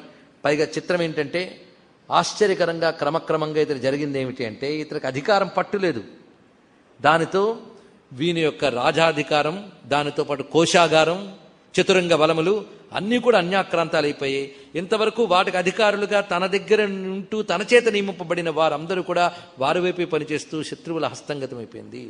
అప్పుడు ఈయన తట్టుకోలేక వరుసగా వస్తున్న దుఃఖములు తరచుకుంటూ ఓడిపోవడం ఒకటి, తన ప్రాధాన్యం తగ్గిపోవడం ఒకటి, అన్ని చోట్ల కూడా తక్కువతనం. నిన్నటి వరకు ఆహా ఓహో అనిపించుకున్నవాడు వెంటనే పడిపోవడం అనేది ఎంత అవమానం ఆలోచించుకోవాల్సింది. వెంటనే అతను చేసింది ఏమిటి అంటే, ఇక్కడి నుంచి పారిపోతే బాగుండు అనుకున్నాడు. దానికి అతడు నిర్ణయించుకున్నది ఏమిటంటే, తతో మృగయా వ్యాజేన హృతస్వామ్యస్స భూపతి ఏకాకి హయమారుహ్య జగామగహనం వనం. నేను ఒక్కడే వేటకు వెళుతున్నాను అనే నెపం చూపించి తాను ఒక్కడు రాజ్యం నుంచి బయటకు వెళ్ళి అడవిలోకి వెళ్ళిపోయాడు. అడవిలోకి కావాలని వెళ్ళిపోయాడు, తప్పిపోయి వెళ్ళిపోలేదు. అడవిలోకి వెళ్ళి క్రమంగా తిరుగుతూ ఉంటే ఆయనకు ఒక ఆశ్రమం కనబడింది. ఇతను అడవిలోకి వెళ్ళినంత మాత్రం శాంతిని పొందాడా? లేదు, అశాంతి మనసు నిండా ఉన్నది. ఇక్కడ ఉండలేక అక్కడికి వెళ్ళిపోయాడు, కానీ తనతో పాటు అశాంతిని కూడా పట్టుకెళ్ళాడు. అక్కడ కొంతమంది అంటూ ఉంటారు, ఇక్కడ ఉండే కంటే అడుగు పోతే బాగుండని. అడుగుపోయినా బాగోదు, అక్కడ మరో బాధ ఉంటుంది అక్కడ. ఎందుకంటే నువ్వు ఎక్కడున్నావు అనేది ప్రశ్న కాదు, నీ మనసు ఎక్కడున్నది అనేది ప్రశ్న. నువ్వు ఎక్కడ కూర్చున్నా నీ మనసు మాత్రం ఇంకా దిగుల్లో కూర్చుంటే నిన్ను తీసుకెళ్ళి హిమాలయ శిఖరాల్లో పెట్టినా వేదం తప్పదు. చాలా ప్రధానం. కొంతమందికి అన్నీ మర్చిపోవడం కోసం మీరు కొంచెం అలా తిరిగి వస్తే బాగుంటుందని అంటుంటారు. వాడు అక్కడికి వెళ్ళి ఇంకా తీవ్రంగా గుర్తు తెచ్చుకుంటుంటాడు. ఏం లాభం చెప్పండి? వాడు మనసుకు ఎప్పుడు శాంతి ఉండదు. అలా శాంతి లేదు వీడికి. మనకు సైకాలజీ గురించి చూడాలంటే పురాణాలు పరిశీలించండి, ఎక్కడా శాంతి లేదు, వీడు చుట్టూ తిరుగుతున్నాడు, అశాంతిగా ఉంది. ఈ పరిస్థితుల్లో ఒక అద్భుతమైన ఆశ్రమం కనబడిందిట. ఇక్కడ తెలుసుకోవాలి ఏంటంటే, నువ్వు ఎంత క్లిష్టకాలంలో ఉన్నా భగవంతుడు ఎక్కడో నీకు ఒక ఆశ చూపిస్తాడు. అది అందిపుచ్చుకుని నువ్వు సాధనలోకి పెడితే తరించగలవు. అక్కడ ఆ దివ్యమైన ఆశ్రమం కనబడింది. ఆశ్రమం ఎలా ఉన్నదంటే, సతత్రాశ్రమద్రాక్షీర్ద్విజవద్య సుమేధస ప్రశాంత స్వాపదాకీర్ణం ముని శిష్యోపశోభితం. ఆశ్రమం ఎంత రమణీయంగా ఉన్నది అంటే, అది సుమేధస్సు అనేటువంటి ఒక మహర్షి యొక్క ఆశ్రమం. సుమేధ పేర్లు చూడండి, ఎంచి పెట్టుకున్నట్టు. ఈ రాజుగారి పేరేమిటి? సురధుడు. ఆయన గారు సుమేధ. అది ఎలా ఉందంటే, ప్రశాంత స్వాపదాకీర్ణం. గొప్ప మాట వేశాడు. క్రూర మృగాలు కూడా శాంతంగా తిరుగుతున్నటువంటి చోటు అని చూపించాడు ఇక్కడ. అంటే వీడు వెళ్ళాడు ఒక శత్రువులతో బాధపడి వచ్చినవాడు, శత్రుత్వమే లేనటువంటి ఒక శాంతిమయమైన ధామాన్ని చూశాడు అని చెప్పడంలోనే ఒక అద్భుతమైన ఆలోచన చూపిస్తున్నాడు. అక్కడ శత్రుత్వం లేదుట. ఎందుకు అలా లేదు అంటే, అందరూ కొట్టుకోకండి అని రోజు ఋషి వచ్చి చెప్తున్నాడు. అక్కడ ఆయన సన్నిధి చేత ఒక్కొక్కరిలో వైరభావం పోయింది. మహాత్ములు గాని మసలుతూ ఉంటే వాళ్ళ తపశ్శక్తి అక్కడ ఉన్నటువంటి సర్వజీవుల మీద, స్థావర జంగమ జగత్తు మీద ప్రభావం చూపిస్తుంది. అందుకు ఒక మహాత్ముడు, ఒక తపస్సు ఉంటే చాలా చోటు క్షేత్రమైపోతుంది. వారి తపశ్శక్తి ప్రభావం అక్కడ వారి యొక్క శారీరక మానసిక పరిస్థితుల మీద అవగాహన చూపిస్తే ఎవరైనా, ఆఖరికి ఏ జ్ఞానములను జంతువుల మీద కూడా దాని ప్రభావం ఉంటుంది. ఈ మాట యోగ సిద్ధులు ఎలా ఉంటారని చెప్తూ పతంజలి యోగ సూత్రాల్లో వర్ణిస్తాడు. ఏమనంటే, అహింసా ప్రతిష్టాయాం తత్సన్నిధౌ వైరత్యాగ అన్నాడు. ఇక్కడ యోగంలో అహింస ప్రధానంగా ఉంటుంది కనుక వాళ్ళు అహింసని ప్రతిష్ఠ చేసుకుంటారు కనుక సర్వజీవుణ్ణి భగవత్స్వరూపంగా భావిస్తారు కనుక దేన్ని హింసించరు మహర్షులు. వాళ్ళ అహింసా భావనతో ఉండడం చేత వారు చుట్టూ ఉన్నటువంటి జంతుజాలాల్లో కూడా వైరత్యాగ, వైరాన్ని త్యజిస్తారు, పరస్పర వైరములు ఉండవు అని చూపించాడు. అందుకే అక్కడ అందరూ ప్రశాంతంగానే ఉన్నారు. అలాంటి చోటుకు చేరాడు. మరి ఈయన మీద కూడా ఎఫెక్ట్ ఉంటుంది కదా. చిత్రం ఏంటంటే, ఎఫెక్ట్ ఉంటుంది కానీ ఇక్కడ ఎంత మేరకు ఉందనేది. బట్టలు ఉతుకున్నప్పుడు అన్నింటి మీద ఒకేలా పనిచేస్తుంది డిటర్జెంట్, కానీ బాగా మకిలు ఉంటే కొంత టైం తీసుకుంటుంది, లేకపోతే కొంచెం తొందరగా వెళుతుంది అంతే. మరి వీళ్ళలో ఉన్న వేదనకి ఎంత తొందరగా ఏం లేదు. మొత్తానికి ఇంకోటి, ముని శిష్యోపశోభితం మనం భావించుకోవడానికి చక్కగా వర్ణిస్తున్నాడు. మునులు శిష్యులు వీళ్ళందరూ ఉన్నారట, లెక్కలేని మహాత్ములు ఉన్నారు. గురుకులం అది, అనేక మంది శిష్యులు ఉన్నారు. సుమేధ అనేవాడు అక్కడ గురుకులానికి అంతటికి కూడా అధిపతిగా ఉన్నటువంటి వాడు, కులపతి అతడు. మొత్తం అక్కడ ఉన్నటువంటి వారందరూ శిష్యులు, మునులు. అద్భుతం. కనుకనే ఏదో చిన్న ఆశ్రమం, కుటీరం కాదు, అది ఒక విస్తారమై ఒక విద్యా కేంద్రం. అలాంటి చోటుకి ఈయన చేరాడు. చేరినప్పుడు ఆశ్రితులైన వారికి చక్కగా చోటు ఇస్తారు మహర్షులు. ఎవరు ఏ ఆర్తితో వచ్చినా ఆశ్రమాల్లో చక్కటి స్వాగతం ఉంటుంది, గమనించుకోవడం ఉంటుంది. అలాగా తస్థౌ కంచిత్ సకాలంచ మునినా తేన సత్కృత ఇతశ్చేతశ్చ విచరం తస్మిన్ మునివరాశ్రమే. అక్కడ అతడు కంచిత్ సకాలం ఉన్నారు, కొంతకాలం ఉన్నారు. కానీ వ్యాఖ్యాతుడు ఎలా చూపించిన ప్రధానంలో మర్మాలు తీశారండి. అందుకే ఇక్కడ పట్టుకున్న శ్లోకాలు చెప్తూ కొన్ని చోట్ల ఆగుతున్నాం. కాలం అనే మాటకు అసలు అర్థంట కాలాధ్వనోరత్యస్త సంయోగి అనే పాణిని సూత్ర ప్రకారంగా వీళ్ళు ఇక్కడ ఏ క్షణము వీడకుండా ఉన్నప్పుడు కూడా కాలం అక్కడ ఉన్నారంట. కాలం అక్కడ ఉన్నారు అంటే అర్థం వీడకుండా అక్కడ ఉన్నట్టు. చాలా కాలం మొదలకుండా. కానీ చాలా కాలం ఉన్నాడండి, కానీ ఉన్న ప్రతిసారి 2 రోజులు ఉండి తర్వాత తిరిగి మళ్ళీ వచ్చాడని కాదు. ఇక్కడ కొందరు అంటారు, నేను 2 ఏళ్ళు సాధన చేశానండి అని. ఎంత? నెలకోసారి చెప్పున 2 ఏళ్ళు సాధన చేశానంటే ఎక్కువ కాలం చేశాడు నా అర్థం. 2 ఏళ్ళు విడవకుండా చేస్తే కొంతకాలం సాధన చేశాడు అనాలి. కానీ 2 ఏళ్లలో నెలకోసారి చేసి కొంతకాలం సాధన చేశానంటే సరిపోతుంది. కానీ ఇక్కడ కంచిత్ సకాలం అనే మాటకు అర్థం ఏంటంటే ఉన్నంతకాలం విడవకుండా ఉన్నట్ట. తిరగలేదా అంటే తిరిగట్ట. ఎక్కడు? తస్మిన్ మునివరాశ్రమే ఇతశ్చేతశ్చ విచరన్. అది చెప్పారు. ఆ మునివరుని యొక్క ఆశ్రమంలోనే ఇటు అటు తిరుగుతూ కాలం గడిపేవాడు. పొద్దుట్లొచ్చి నుంచి మార్నింగ్ వాక్యాన్ని అక్కడే, ఈవినింగ్ వాక్యాన్ని అక్కడే, భోజనాలు అక్కడే తిరుగుతూ అక్కడ వాళ్ళతో కాలక్షేపం. అయితే ఇతనికి రాను దిగులు పట్టుకుంది. దిగులు పోవాలి కానీ దిగులు పెరిగిందిట. ఏమిటో చూడండి, ఎప్పటికీ మర్చిపోలేకపోతున్నాడు. అక్కడ వాసనలండి, ఇది వచ్చింది బాధ. అన్నీ నుదిలినా నువ్వు దేన్ని వదలు. ఇక్కడ సైకలాజికల్ ట్రీట్మెంట్ అద్భుతంగా ఉంటుంది. నిజంగా ఈ కథ నిన్న మొన్న జరిగిందా అనిపిస్తుంది. కానీ ఈ గ్రంథం రాసి ఎన్ని వేల సంవత్సరాలు, కథ జరిగే ఎన్ని లక్షల సంవత్సరాలు లెక్కబెట్టి చూస్తే. పోనీ మన హిస్టోరియన్స్ గోల్లో పెట్టినా కొన్ని వేల సంవత్సరాలు ఒప్పుకోక తప్పదు. అప్పుడే ఇంత గొప్ప కథ రాశాడు. మనకదే ఇక్కడ చెప్తున్నాడు అరే అనిపిస్తుంది. ఇంతవరకు మంత్రము తంత్రము తత్వం అంటే హాయిగా నిద్రలోకి వెళ్ళిపోతుంటే మన కథ మొదలెట్టాడే అనిపిస్తుంది. అంత అద్భుతంగా చెప్తారు ఇక్కడ. మన కథ మొదలైపోయింది చూసారా. అక్కడ కూర్చున్నది శాంతి లేదు. శాంతి లేకపోవడం ఇప్పుడు ఒక ఎత్తు అయితే చుట్టూ ఉన్న వాళ్ళందరూ శాంతిగా ఉండడం మరో బాధగా ఉంది. అదొక పెద్ద బాధ కదండి. ఎందుకంటే ఏడుస్తూ ఉన్నవాడు ఒక్కడున్నా బాగోదు, తనలాంటి మరో ఏడుస్తున్నవాడు కనబడితే ఒక తృప్తి. అదే అనమాట. అందుకే కొంతమందిని ఓదార్చడాలు తీరు చూస్తే ఒక్కసారి ఆశ్చర్యం వేస్తుందండి.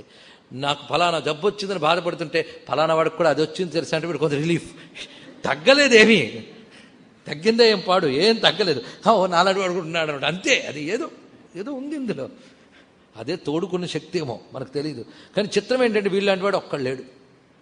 అంటే రాజులు లేరని నేను చెప్పట్లే, ఏడుచే మొహాలు లేవు అక్కడ. ఇప్పుడు ఒక్కడే ఏడుపు మొహం. ఎంత బిగించుకునున్న లోపల వేదన, ఆ వేదన ఎంత మీరు జాగ్రత్తగా చెప్పినా కళ్ళల్లో అక్కడ కనబడిపోతూనే ఉంటుంది. మిగిలిన వాళ్ళ ముఖాలు చూస్తే ఎప్పుడు ప్రశాంతం, వాళ్ళు నిరంతరం అధ్యయనం ధ్యానం ప్రశాంతం. ఈయనకి చక్కగా చోటిచ్చారు, ముప్పొట్ల సకాలంలో భోజనం వెళ్ళిపోతుంది. ధ్యానం చేసుకోరా అంటున్నాడు, ధ్యానం వెళ్ళట్లేదే. ఎంత కూర్చోబెట్టినా ధ్యానానికి కూర్చుంటున్నాడు, మళ్ళీ చుట్టూ చూస్తున్నాడు. వాళ్ళందరూ చక్కగా ధ్యానం చేసుకుంటున్నారు. ఇది ధ్యానం కుదరట్లే. ఎంత బాధ అండి. కొంతమంది ధ్యానం కోసం అని ఫోటోగ్రాఫర్ని పిలిచి ధ్యాన భంగిమలో కూర్చుంటూ ఉంటారు. ఫోటో తీసుకుని ధ్యాన భంగిమలో ఫలానా మహానుభావుడు వాడు, లేకపోతే వాడి ఇంట్లో పెట్టుకుంటాడు ఆ ఫోటో. ఓహో ఈయన ధ్యానం కూడా చేస్తాడని అవతల వాడు అనుకోవాలి. అతి దుర్మార్గులైన రాజకీయ నాయకులు ధ్యాన భంగిమలోని ఫోటోలు కూడా మనం చూస్తూ ఉంటాం. ఫ్లెక్సీలు ధర్మమా నేను, అవునా లేదా? ఏం చేస్తాం, ఆఖరికి ధ్యానం కూడా హాస్యాస్పదం అయిపోయింది మనకి. ఇప్పుడు ఈయన గారు ధ్యానాన్ని కూర్చుంటున్నారు కానీ శాంతి లేదు. శాంతి లేపని ధ్యానం ఎక్కడండి ఇక్కడ? అందుకే ఇవన్నీ విడిచిపెట్టి ధ్యానం చేయండి అంటే చేస్తాను, కానీ అది ఒక్కటి తీరిపోతే ధ్యానంలోకి వస్తానండి అండి. తీరుతుందా అది? తరంగాలు తగ్గాక నదిలో స్నానం చేద్దాం అనుకున్నట్టు ఉంటుంది అన్నాడు మా అన్నమయ్య. కడలుడిపి నీరాడగా తలచువారలకు కడలేని మనసనుకు కడమ ఎక్కడిది? మొత్తం మీద దీనికి బాధ ఏమిటంటే అందరూ ప్రశాంతంగా ఉన్నారు, నాకు లేదు. ఎప్పుడైనా నాలాంటి వాడు ఒక్కడు కనిపించట్లో చెప్పుకుందామంటే, ఎందుకంటే పోనీ సుమేధ్ దగ్గరికి వెళ్దామంటే ఆయన అనుమతితోనే ఉన్నట్ట. తేన సత్కృత, ఆయన చక్కగా ఆశ్రయం ఇచ్చేటండి. ఆయన ఇస్తేనే ఉన్నాడు ఇక్కడ, ఆయన పర్మిషన్ లేనిది ఎవడు ఉండగలడు? కానీ ఆయన దగ్గర ఎప్పుడు తన గోల చెప్పుకోలేదు. ఇలాగితడు లోపల వేదన పడుతున్నాడు, బయటేమో శాంతమైన ఆశ్రమంలో తిరుగుతున్నాడు. ఈ దశలో ఈయనకు తోడు దొరికెట్ట. అంటే మరో ఏడుపు మొహం కనిపించింది. ఇలాగే ఒక్క పడుతుడు కనబడ్డాడు. వెంటనే వాడి దగ్గరికి వెళ్ళారు. కొత్తగా వచ్చేవే నువ్వెవరన్నట్ట. అని నా వైపే నీ దృష్టి ఎందుకు వచ్చింది ఇంతమందిలో అంటే, ఏమిటో చాలా సన్నిహితుడు అనిపిస్తున్నావు నాకు. ఇద్దరు కూర్చున్నారు. నువ్వెవరివి అని అడిగాడు. తమరో? నా పేరు సురధుడు, నేను రాజుని. ఒకప్పుడు రాజ్యం అంతా పోయింది, ఏం చేస్తాను. మరి తమరో? నేను పెద్ద వ్యాపారవేత్తని ఒకప్పుడు. ఇది ఒకప్పుడే, ఎక్సెల్ ఇద్దరు కూడా ఒకప్పుడు. మరి ఇప్పుడు నేను సంపాదించుకున్నంతా తీసుకుని తగలెట్టారు, తోస్తారు. ఎవరు? నా కొడుకులే. అది తమరి పేరు సమాధి, ఆయన పేరు పేర్లు మాత్రం భలే ఉన్నాయి. ఈయన పేరు సురధుడు, ఆయన పేరు సమాధి. ఏది కథ చాలా బాగుంది, చెప్పు అన్నాడు. సమాధి తన కథ చెప్పడం ప్రారంభించాడు. ఏం చెప్పాడో రేపు మనం తెలుసుకుందాం. ప్రస్తుతం సురధుడు గోళాలో ఉన్నది, సమాధి చెప్తున్నాడు. సమాధి సురధుడికి ఏం చెప్తాడు, ఇద్దరు కలిసి ఏం చేశారో రేపటి రోజున తెలుసుకుందాం. ఎంత అద్భుతంగా మొదలైంది చూడండి కథ. అమ్మకి నమస్కరిస్తూ సర్వం శ్రీమాతృ చరణారవిందార్పణమస్తు.